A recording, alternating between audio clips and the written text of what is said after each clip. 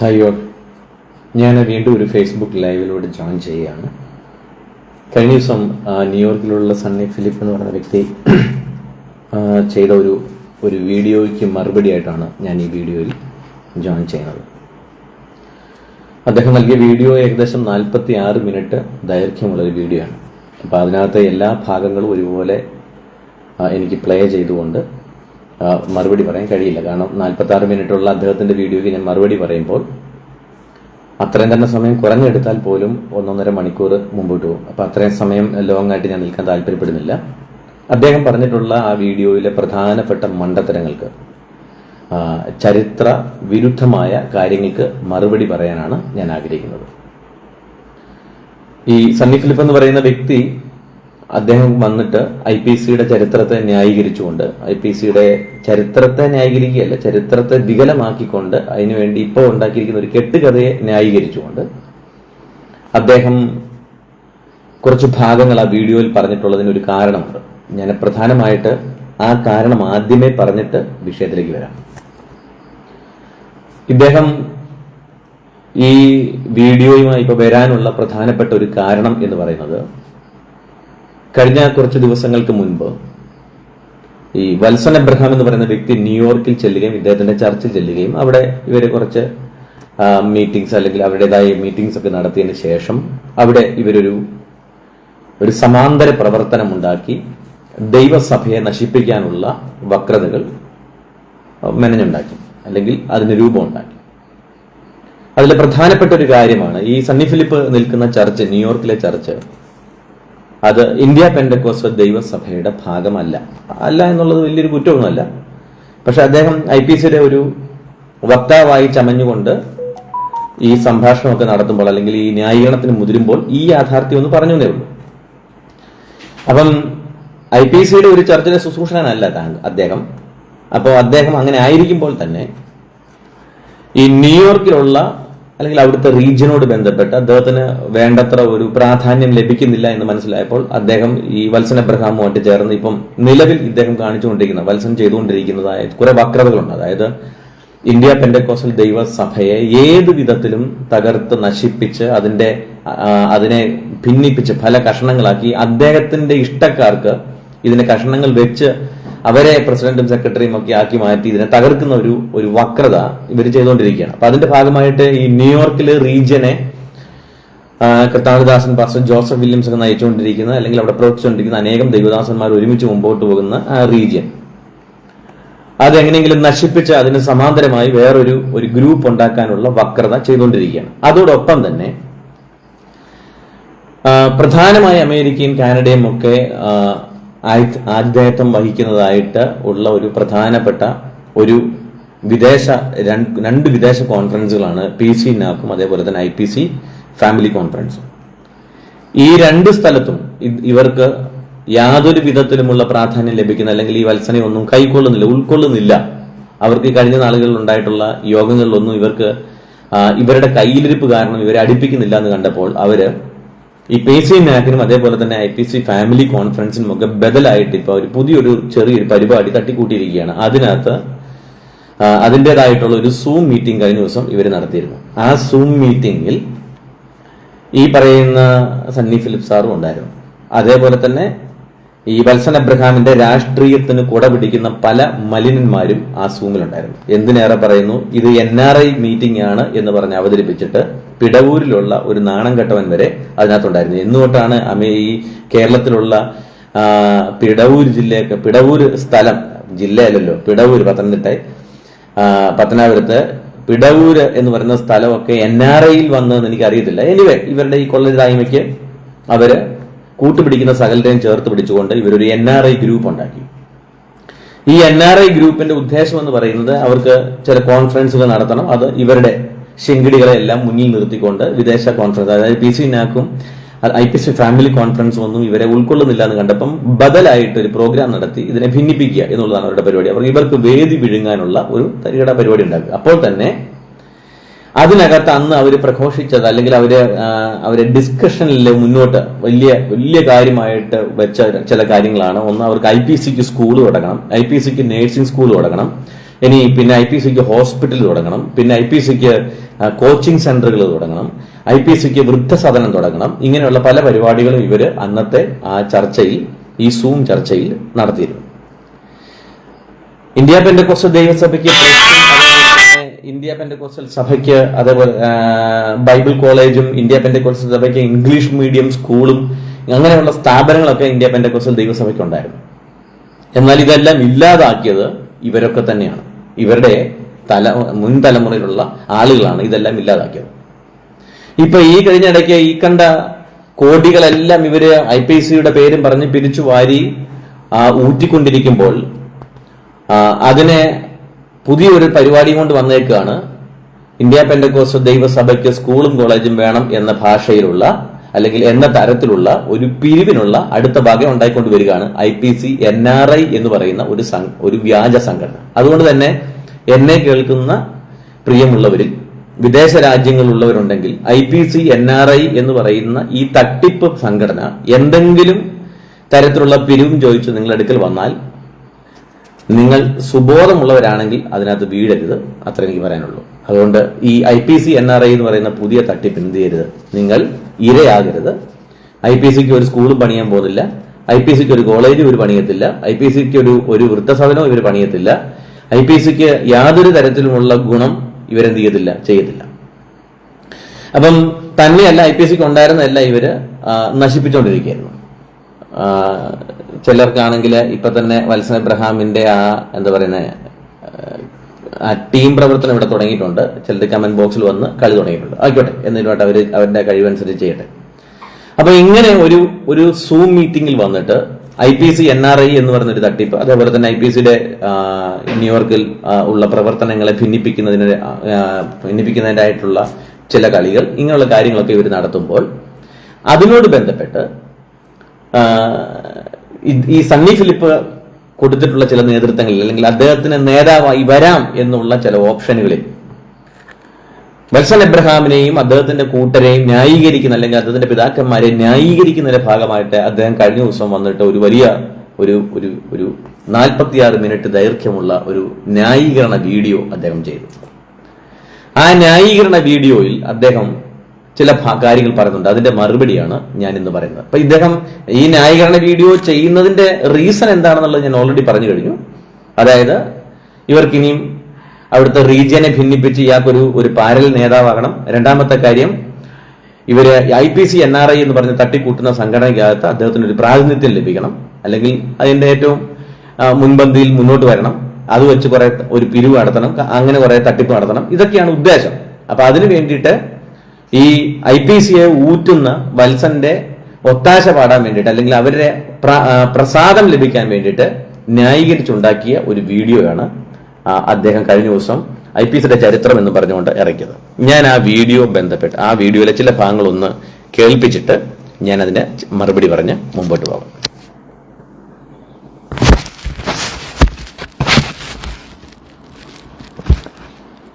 അപഖ്യാതികൾ IPCക്കാരെന്ന് പറയുന്നവർ തന്നെ ഉന്നയിച്ചുകൊണ്ടിരുന്നു. ഒന്ന് പാസ്റ്റർ കെ എബ്രഹാം കൊമ്പനാട്ട് വന്നത് എങ്ങനെയാണ് എന്നതിനോട് ബന്ധപ്പെട്ടാണ്.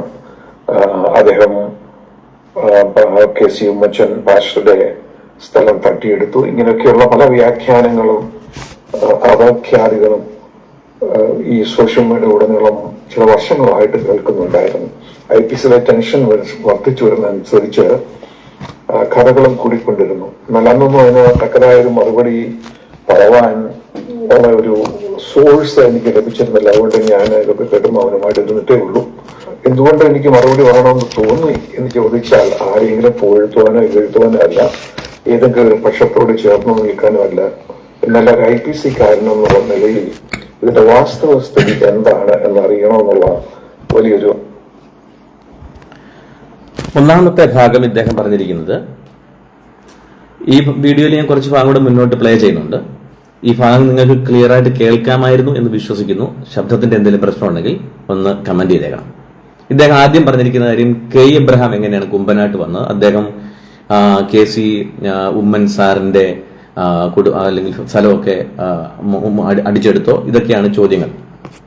അപ്പൊ ഇതിന് അദ്ദേഹം മറുപടി പറയാൻ വരികയാണ്, ന്യായീകരിക്കാൻ വരികയാണ് ഇദ്ദേഹം. ഞാൻ ആദ്യം തന്നെ K എബ്രഹാം സാറ് എങ്ങനെയാണ് കുമ്പനാട്ട് വന്നതെന്നുള്ളതിന്റെ ഇദ്ദേഹം ഒരു പുസ്തകം പൊക്കി പിടിച്ചുകൊണ്ടാണ് പറയുന്നത്. അപ്പൊ ഞാൻ അതിനകത്ത് ചില പുസ്തകങ്ങളിൽ നിന്ന് എൻ്റെ അടുത്ത് ഞാൻ ഏകദേശം ഇപ്പൊ കളക്ട് ചെയ്ത് വെച്ചിരിക്കുന്ന ഒരു 7ഓളം പുസ്തകമുണ്ട്. അതിനകത്ത് അദ്ദേഹം ഒരു പുസ്തകം മാത്രം കെ എബ്രഹാം എഴുതിയിരിക്കുന്ന ഒരു കെട്ടുകഥ മാത്രം വെച്ചാണ് സണ്ണി ഫിലിപ്പ് സംസാരിക്കുന്നത്. ഞാൻ അതിന്റെ പല പുസ്തകങ്ങളിൽ നിന്നാണ് ഞാൻ മറുപടി നൽകുന്നത്. ഒന്നാമത്തെ കാര്യം IPC ചരിത്രവും പാസ്റ്റർ VT തോമസും എന്ന് പറയുന്ന പുസ്തകം, IPC ചരിത്രം പാസ്റ്റർ VT തോമസും എന്ന് പറയുന്ന പുസ്തകത്തിൽ നിന്നാണ് ഞാൻ ആദ്യം സംസാരിക്കുന്നത്. അതിനകത്ത് 117 പേജ്, ചാപ്റ്റർ 12 ചാപ്റ്റർ 15 117 പേജ്. അതിന്റെ ഹെഡിങ് ഇങ്ങനെയാണ്: കെ എബ്രഹാം കുമ്പനാട്ടേക്ക്. ഞാൻ ആ ഭാഗം ഒന്ന് വായിക്കാം, ശ്രദ്ധിച്ചു കേൾക്കുക. കുക്ക് സാഹിബുമായിട്ട് വഴി പിരിഞ്ഞപ്പോൾ മുളക്കുഴയിൽ കെ എബ്രഹാം സ്ഥാപിച്ച സഭ കെ എബ്രഹാമിനെ ഉപേക്ഷിച്ചു. അവർ കുക്ക് സാഹിബിന്റെ കൂടെ ഉറച്ചു നിന്നു. അതോടെ മുളക്കുഴയിൽ നിന്ന് താമസം മാറ്റുന്നതിനെ കുറിച്ച് കെ എബ്രഹാം തീരുമാനമെടുത്തു. ഇതറിഞ്ഞ പാസ്റ്റർ KC ഉമ്മൻ അദ്ദേഹത്തെ കുമ്പനാട്ടേക്ക് ക്ഷണിച്ചു. അങ്ങനെ 1930 മെയ് 1 കെ എബ്രഹാം കുടുംബമായി കുമ്പനാട്ടേക്ക് താമസം മാറ്റി. മുളക്കുഴയിലെ വസ്തുവും വീടും വിറ്റെങ്കിലും കടബാധ്യതകൾ തീർത്തപ്പോൾ സ്വന്തമായി ഒരു ഭവനം വാങ്ങാനുള്ള പണം ശേഷിച്ചിരുന്നില്ല. കുമ്പനാട് പടിഞ്ഞാറേ കവലിലുള്ള കിളിയംപ്ലാക്കൽ എന്ന വീട്ടിൽ വീട് വാടകയ്ക്കെടുത്ത് കെ എബ്രഹാം കുടുംബമായി അവിടെ താമസിക്കുകയായിരുന്നു. 2 വർഷം അവിടെ താമസിച്ചു. പിന്നീട് പാസ്റ്റർ KC ഉമ്മൻ തന്റെ വീടും 85 സെന്റ് സ്ഥലവും സഭയ്ക്ക് ദാനം നൽകിയപ്പോൾ ആ വീട്ടിലേക്ക് കെ എബ്രഹാമും താമസത്തിനെത്തി. ഇരു കുടുംബങ്ങളും ഒരേ വീട്ടിൽ താമസിച്ച് ദീർഘവർഷങ്ങൾ പ്രവർത്തിച്ചു.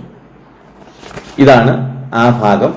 കെ എബ്രഹാം കുമ്പനാട്ടേക്ക് വരുന്നതിന്റെ ചരിത്രം VT തോമസ് എന്ന് പറയുന്ന ദിവാസന്റെ പുസ്തകത്തിൽ അദ്ദേഹത്തിന്റെ ചരിത്രത്തെ കുറിച്ച് എഴുതിയിരിക്കുന്നു. ഇനി കേരള പെന്തക്കോസ്ത് ചരിത്രം സാജിച്ചാൻ എഴുതിയത്, കേരള പെന്തക്കോസ്ത് ചരിത്രം നമുക്കറിയാലോ, കർത്താവിദാസൻ സാജിച്ചാൻ എഴുതിയിരിക്കുന്ന പുസ്തകത്തിനകത്തുനിന്ന് പേജ് നമ്പർ 166, അതിനകത്ത് അവിടെ എന്താ എഴുതിയിരിക്കുന്നതെന്ന് ഒന്ന് വായിച്ചു കേൾപ്പിക്കാം.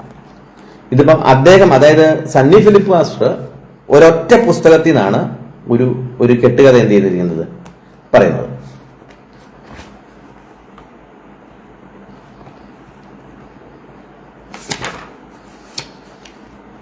കെ എബ്രഹാം കുമ്പനാട്ട് താമസമാക്കുന്നു. ആ ഭാഗം സായിച്ചാൻ എഴുതിയിരിക്കുന്ന പുസ്തകം പുസ്തകത്തിൽ നിന്ന് വായിക്കുകയാണ്. പേജ് 166. കെ എബ്രഹാം കുമ്പനാട്ടേക്ക് താമസമാകുന്നു. കുക്കു സാഹിബുമായി പിരിഞ്ഞ ശേഷം മുളക്കുഴയിൽ തന്നെ താമസിക്കുന്നത് കെ എബ്രഹാമിന് ആശാസ്യമായി തോന്നിയില്ല. അങ്ങനെയിരിക്കെ കുമ്പനാട്ട് സഭാ ശുശ്രൂഷകനായ KC ഉമ്മൻ, AC ഷാമുവേൽ എന്നിവർ അദ്ദേഹത്തെ കുമ്പനാട്ടേക്ക് താമസത്തിനായി ക്ഷണിച്ചു. എന്നാൽ കുമ്പനാട്ട് വന്ന് വസ്തു വാങ്ങുന്നതിനോ വീട് വെക്കുന്നതിനോ അദ്ദേഹത്തിന്റെ കയ്യിൽ പണം ഉണ്ടായിരുന്നില്ല. ഞാൻ സ്ഥലം വിട്ടുമാറുന്ന അവസരത്തിൽ കൊടുത്തു തീർക്കേണ്ടതായി ഉണ്ടായിരുന്ന കടങ്ങളുടെ പരിഹാരാർത്ഥം മുളക്കുഴ കീരിക്കൽ ഭാഗത്ത് ഞങ്ങൾ വാങ്ങിയിരുന്ന ചെറിയ സ്ഥലം വിൽക്കേണ്ടതായി വന്നു. അപ്രകാരം ഞങ്ങൾ സ്വന്തം പാർപ്പിടമില്ലാത്തവരായി തീർന്നു. ഇത് സായിച്ചാൻ എഴുത്തെഴുതിയിരിക്കുന്ന ഭാഗമാണ്. എവിടെ നിന്ന്? കെ എബ്രഹാമിന്റെ ആത്മകഥയിൽ നിന്ന്, പേജ് നമ്പർ 186 നിന്ന്. ഈ പേജ് നമ്പർ 186 എന്ന് പറയുമ്പം പഴയ വേർഷനിലായിരിക്കാം 186, പുതിയ വേർഷനകത്ത് പേജ് നമ്പർ മാറ്റിയിട്ടുണ്ട്. ഇവർ ഈ ചരിത്രം ആളുകൾക്ക് പെട്ടെന്ന് പിടികിട്ടരുത്, അതുകൊണ്ട് ഈ പേജ് മൊത്തത്തിൽ എഡിറ്റ് ചെയ്ത് അങ്ങോട്ടും ഇങ്ങോട്ടും ഒക്കെ മാറ്റിയിട്ടുണ്ട്. ഇനി അതിന്റെ തുടർച്ചയായിട്ട് എഴുതിയിരിക്കുന്നത്: അങ്ങനെ ഭൗമികമായി യാതൊരു അവലംബവുമില്ലാതെ വിശ്വാസത്താൽ കുമ്പനാട് കിളിയാംപ്ലാക്കൽ എന്ന വാടക വീട്ടിൽ മെയ് 1 കെ എബ്രഹാം കുടുംബസമേതം താമസമാക്കി. KC അവിടെ ഒരു വാക്ക് പറയുന്നുണ്ട്, ശ്രദ്ധിച്ചു കേട്ടണം. KC ഉമ്മൻ ബ്രാക്കറ്റിൽ കൊടുന്തറ ഉമ്മച്ചൻ ആയിരുന്നു കുമ്പനാട് സ്ഥലം സഭാ ശുശ്രൂഷകൻ. അദ്ദേഹത്തിന്റെ കൂടെ ശുശ്രൂഷിക്കുന്ന ദൈവാസനാണെന്ന് AC ഷാമുവേൽ. അപ്പൊ ഈ കണ്ടീഷനിലാണ്, അതായത് കുക്കു സാഹിബുമായിട്ട് പിരിഞ്ഞു കഴിഞ്ഞപ്പോൾ ദളിത് സുറിയാനി വിഭാഗങ്ങൾക്കിടയിൽ ഒരു ഭിന്നത ഉളവാക്കുവാൻ ഇവരുടെ വേർപിരിയൽ കാരണമായി തീർന്നു. അങ്ങനെയാണ് കുമ്പനാട്ടുണ്ടായിരുന്ന സഭയും പിളരുന്നത്. അതിൽ ഒരു ഭാഗം KC ഉമ്മൻ പാസ്റ്റർ കൂട്ടത്തിൽ നിന്നും ഒരു ഭാഗം കുക്കു സാഹിബിന്റെ കൂട്ടത്തിൽ നിന്നും. അതേസമയം കീരിക്കൽ ഈ കെ എബ്രഹാം സാറിനുണ്ടായിരുന്ന, അല്ലെങ്കിൽ അദ്ദേഹം നിന്നിരുന്ന ചർച്ച് പൂർണ്ണമായി അദ്ദേഹത്തെ ഉപേക്ഷിച്ചു. ഒരാൾ പോലും കൂടെ നിന്നില്ല, പൂർണ്ണമായി അദ്ദേഹത്തെ ഉപേക്ഷിച്ചു. അവർ മുഴുവൻ പേരും കുക്കു സാഹിബിന്റെ കൂട്ടത്തിലാണ്. അപ്പം കെ എബ്രഹാം പാസ്റ്റർ എന്ന് പറയുന്ന വ്യക്തി കുമ്പനാട്ടേക്ക് വരുന്ന സാഹചര്യം എഴുതിയിരിക്കുന്നത് ഇത് രണ്ടുമാണ്. ഇനി ഇത് രണ്ടും കൂടാതെ വേറെയും പുസ്തകങ്ങളുണ്ട്. KC ഉമ്മൻ പാസ്റ്ററുടെ ചരിത്രം, അതിനകത്തുനിന്ന് വായിക്കുന്നില്ല, കൂടുതൽ മുറിവേൽക്കണ്ട, അതിനകത്തും ഉണ്ട്. ഇനി കുറച്ചേറെ പുസ്തകങ്ങൾ ഞാനിവിടെ കളക്ട് ചെയ്ത്, ഇനിയും യേശുക്രിസ്തുവിന്റെ എളിയദാസൻ ഞാൻ എടുത്തിട്ടില്ല, ആ പുസ്തകം ഇരിക്കുകയാണ്. ഇനി അങ്ങനെ പല പുസ്തകങ്ങളുണ്ട്. ഇനി അതുകൂടാതെ ചർച്ച് ഓഫ് ഗോഡിനോട് ബന്ധപ്പെട്ടുള്ള പുസ്തകമുണ്ട്. ഇനി അതെല്ലാം കൂടാതെ ഞാൻ ഏറ്റവും വിശ്വസിക്കുന്ന ഒരു ആധികാരിക പുസ്തകമായി കാണുന്ന ഒരു പുസ്തകമുണ്ട്. അത് ടി.ജി. ഉമ്മച്ചൻ പാസ്റ്ററുടെ IPC ആത്മകഥയും അതിനോട് ബന്ധപ്പെട്ടുള്ള അതിനകത്ത് 2-3 വേർഷൻ ഇതുണ്ട്, പുസ്തകങ്ങളുടെ കളക്ഷനാണ് അത്. ആ പുസ്തകത്തിനകത്തും ഈ കാര്യങ്ങളെ കുറിച്ചുള്ള സൂചന ഉണ്ട്. അപ്പൊ കെ എബ്രഹാം കുമ്പനാട്ടേക്ക് വരുന്നത് ഒറ്റ വാക്കിൽ പറഞ്ഞാൽ ഒരു ഗതിയും പരഗതിയും ഇല്ലാതെയാണ്. അല്ലാതെ ഈ പുള്ളി പറയുന്ന പോലെ ഇങ്ങനെ വലിയ വാഴ്ത്തപ്പെട്ട പുണ്യാളൻ അല്ലെങ്കിൽ വിശുദ്ധ പട്ടക്കാരൻ കുമ്പനാട്ടോട്ട് വന്ന് മണിമന്ദിരത്തിൽ കയറി താമസിച്ചൊന്നുമല്ല. ഒരു ഗതിയും പരഗതിയും ഇല്ലാതെ വന്നപ്പോൾ കൊടുന്തറ ഉമ്മച്ചായൻ ഒരു കൈ സഹായം കൊടുത്തു, അങ്ങനെ കുമ്പനാട്ടെത്തിയാണ്. അല്ലെങ്കിൽ ആ ലാൻഡിൽ ഈ കുടുംബം കാലുവയ്ക്കത്തില്ലായിരുന്നു. ഇതായിരുന്നു ഒന്നാമത്തെ ഭാഗം. ഇനി അദ്ദേഹം പറയുന്ന ബാക്കി ഭാഗങ്ങൾ നമുക്കത് കേട്ടു പോകാം. അതിനോട് ചേർന്ന് ബാക്കി പറയാം. ആഗ്രഹം എനിക്കുണ്ടായിരുന്നു. എനിക്ക് 8 വയസ്സുള്ളപ്പോഴാണ് എന്റെ മാതാപിതാക്കൾ സ്നാനപ്പെട്ട് IPCയിലേക്ക് ചേർന്നത്. എനിക്ക് കഴിഞ്ഞ ആഴ്ചയിൽ 70 വയസ്സായി.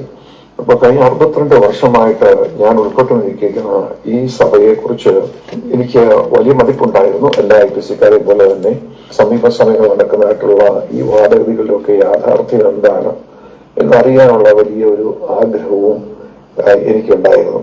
നാം വായിക്കുന്ന ഒരു വ്യക്തി എന്നുള്ള നിലയിൽ, കാര്യങ്ങൾ അറിയാൻ താല്പര്യമുള്ള വ്യക്തി എന്നുള്ള നിലയിൽ ഇതിന്റെ വാസ്തവസ്ഥയിൽ നിന്ന് അറിയണം എന്ന് എന്നും എനിക്ക് താല്പര്യമുണ്ടായിരുന്നു. പ്രത്യേകിച്ച് ഈ വർഷക്കാലം വാദഗതികൾ വളരെ വർദ്ധിച്ചു, IPCയുടെ ടെൻഷൻ വളരെ വർദ്ധിച്ചു. നിങ്ങൾക്കത് അറിയില്ല. അതിനനുസരിച്ച് കഥകളുടെ എണ്ണം വർദ്ധിച്ചു, ടെൻഷൻ വളരെ വർദ്ധിച്ചു. സാലപ്പച്ചന് ഉക്ക് സാഹിബിന്റെ സഭകൾ മോഷ്ടിച്ചെടുക്കുകയാണ് എന്ന് പറയുന്ന ആളുകൾ രംഗത്ത് വന്നു. ഇങ്ങനെ ഒരുപാട് കഥകൾ നിറഞ്ഞു നിൽക്കുന്ന ഈ അന്തരീക്ഷത്തിൽ ഇതിന്റെ യാഥാർത്ഥ്യം അറിയാൻ എന്താണ് മാർഗമെന്ന് ഞാൻ പലപ്പോഴും ചിന്തിച്ചിട്ടുണ്ടായിരുന്നു. അങ്ങനെ ഇരിക്കുമ്പോഴാണ് ഈ ആഴ്ചയിൽ തിങ്കളാഴ്ച ദിവസം യാദൃച്ഛ്യമായിട്ട് ഇപ്പോൾ നാട്ടിൽ പോയിട്ട് കടന്നു വന്ന IPC കുഴിക്കാല സഭാവിശ്വാസിയായ ഒരു സഹോദരനെ കണ്ടുമുട്ടുവാൻ കൊണ്ട് സാധിച്ചു. ഞങ്ങൾക്കൊന്ന് ചേർത്ത് വരെ പോകേണ്ട ആവശ്യമുണ്ടായിരുന്നു. അപ്പോൾ അദ്ദേഹം എന്നെ കണ്ടുകൊണ്ട് തന്നെ ഒരു ചെറിയ പുസ്തകം എടുത്ത് എനിക്ക് തന്നു. എന്നിട്ട് പറഞ്ഞു, പാസ്റ്റർ ഇപ്പോൾ അത്യാവശ്യമായിട്ടും ഈ പുസ്തകം വായിക്കണം, IPCയുടെ കഥകൾ എന്താണെന്ന് ഇത് വ്യക്തമാക്കി തരും എന്ന് പറഞ്ഞതനുസരിച്ച് ഞാൻ ആ കാറിലിരുന്ന് തന്നെ ആ പുസ്തകം വായിക്കാൻ തുടങ്ങി. ആ പുസ്തകം ഇവിടെ നിങ്ങൾ കാണുന്നതായിട്ടുള്ള പുസ്തകമാണ്. IPC പ്രാരംഭ വർഷങ്ങൾ. ഇത് എഴുതിയിരിക്കുന്നത് പക്ഷെ കെ എബ്രഹാം തന്നെയാണ്. 1955 ഞാൻ ജനിച്ച വർഷം അദ്ദേഹം പ്രസിദ്ധീകരിച്ച ഒരു പുസ്തകമാണ്. ഇത് നമ്മൾ വായിക്കാൻ തുടങ്ങിയപ്പോൾ മനസ്സിലായി. കുറെ കാലമായിട്ട് ഈ പുസ്തകം രംഗത്തില്ലായിരുന്നു. എന്നാൽ കുഴിക്കാല സഭ അവരുടെ സഭയുടെ ശതാബ്ദി ആഘോഷങ്ങളുടെ ഭാഗമായിട്ട് ഈ പുസ്തകം പുനഃപ്രസിദ്ധീകരിക്കാൻ തക്കവണ്ണം തീരുമാനിച്ചു. അവർക്കറിയാവുന്ന ഒരു വ്യക്തിയുടെ കയ്യിൽ, ആ സഭയിൽ അംഗമാണോ അല്ലയോ എന്ന് ഞാനിപ്പോൾ ഓർക്കുന്നില്ല, കയ്യില് ഈ പുസ്തകത്തിന്റെ ഒരു പഴയ കോപ്പി ഉണ്ടായിരുന്നു. അതിന്റെ താളുകളൊക്കെ ഇളകിപ്പോയി ഒരു പഴയ കോപ്പി ഉണ്ടായിരുന്നു. അത് അവരെ വീണ്ടും എടുത്ത് DTP ചെയ്ത് മനോഹരമായ ഈ പുസ്തകമായിട്ട് പ്രസിദ്ധീകരിച്ചതാണ്. അങ്ങനെ അത് ചെയ്തതിൽ എനിക്ക് അവരോട് വളരെ നന്ദിയുണ്ട്. കാരണം അദ്ദേഹം തന്നെയല്ല IPC ഉണ്ടാക്കിയത്, മറ്റനേക ദേവദാസന്മാര് നിങ്ങളുടെയും മനസ്സുള്ള അനേക ചോദ്യങ്ങൾക്ക് മറുപടിയിലുണ്ട് എന്നെനിക്ക് മനസ്സിലായി. അതില് 3-4 പ്രസക്തമായ വിഷയങ്ങൾ മാത്രം പെട്ടെന്നൊന്ന് പറഞ്ഞിട്ട് പിന്മാറുവാനാണ് ഞാൻ ആഗ്രഹിക്കുന്നത്. ഒന്നാമത്തെ ഒരു വലിയ പ്രസക്തമായ ചോദ്യം, അല്ലെ വാദപ്രതിവാദ സമീപ വർഷങ്ങൾ വന്നൊരു ചോദ്യം, പക്ഷെ കെ എബ്രഹാം IPCയുടെ ഫൗണ്ടർ അല്ല. ഫൗണ്ടർ എന്ന് വിളിക്കപ്പെടുവാൻ അദ്ദേഹത്തിന് യോഗ്യതയില്ല. അദ്ദേഹം തന്നെയല്ല IPC ഉണ്ടാക്കിയത്, മറ്റനേക ദേവദാസന്മാര് ഇവിടെ കൂടിയാണ് IPC ഉണ്ടാക്കിയത് എന്ന് ഉള്ള ഒരു വാദഗതിയാണ്. ആ വാദഗതിയുടെ സത്യം എന്താണ്? ചരിത്രീയമായിട്ട് എനിക്ക് ഈ പുസ്തകത്തിൽ ലഭിച്ച അനുഭവങ്ങളും വേറെ 1-2 പുസ്തകങ്ങളുടെ ലഭിച്ച അനുഭവങ്ങളുമാണ് വെച്ചാണ് ഞാൻ പറയുന്നത്. വേറെയും പുസ്തകങ്ങൾ നമ്മുടെ അപ്പച്ചന്മാരെ കുറിച്ചും അപ്പച്ചന്മാരും ഒക്കെ എഴുതിയ പുസ്തകം എന്ന് വിളിക്കപ്പെടാൻ പക്ഷെ കെ എബ്രഹാമിന് യോഗ്യതയുണ്ടോ ഇല്ലെന്ന് നിങ്ങൾ തന്നെ തീരുമാനിക്കുക.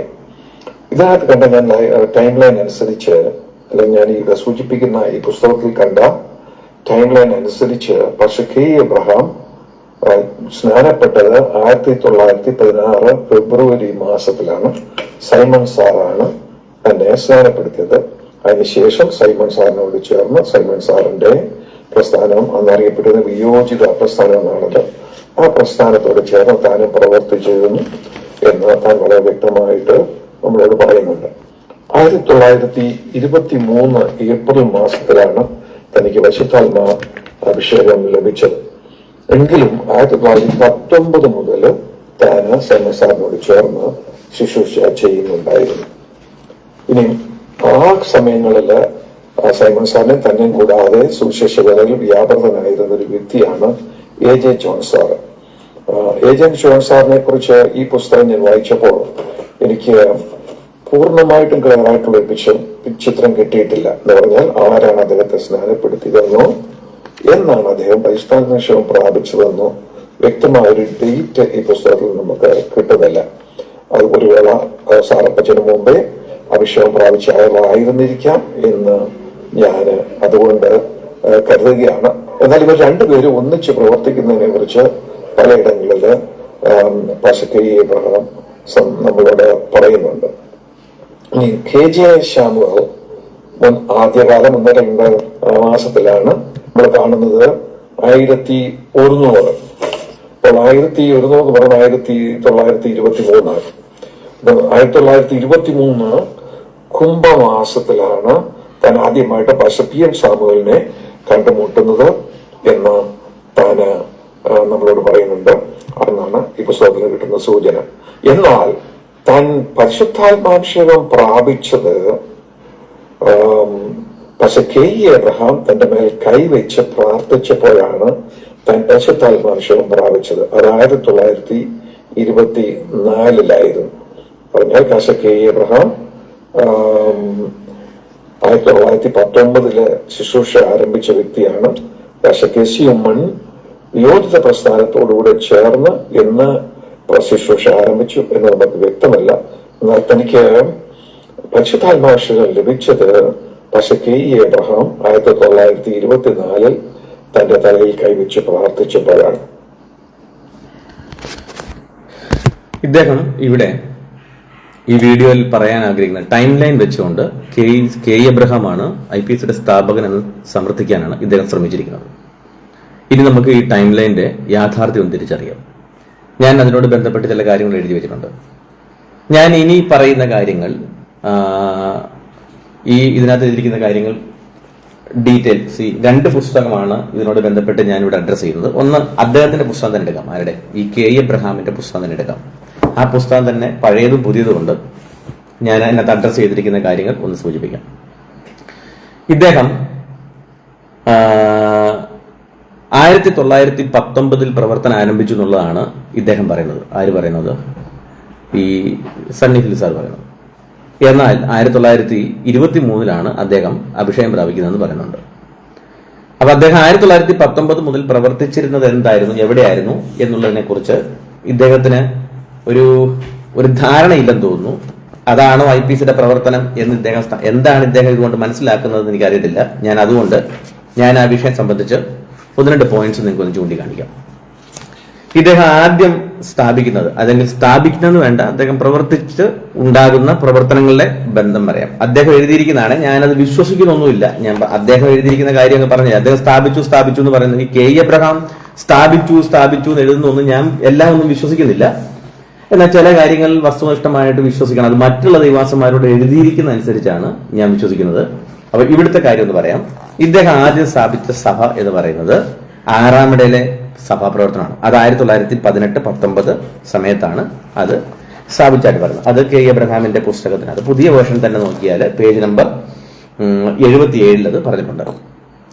അവിടെ പറയുന്നത്, സ്നാനം കഴിഞ്ഞ ശേഷം കൊച്ചുകുഞ്ഞു വാദ്യാരും പിന്നാലെ വിളയശ്ശേരി തോമാച്ചനും ആറാമിടയിലേക്ക് മടങ്ങിപ്പോയി. അവർ ഇരുവരും കൂടെ അവിടെ വേല തുടങ്ങി. ആ ആണ്ട് മീനമാസത്തിൽ സ്കൂൾ അവധിക്കാലത്ത് എന്നെ ആറാമിടയിലേക്ക് ക്ഷണിക്കുകയും ഞാൻ അവിടെ എത്തി 1 മാസം പ്രവർത്തിച്ച് സമാഗമന കൂടാരം എന്ന വിഷയത്തെ അധികരിച്ച് ബൈബിൾ ക്ലാസ്സുകളും പ്രസംഗങ്ങളും നടത്തി.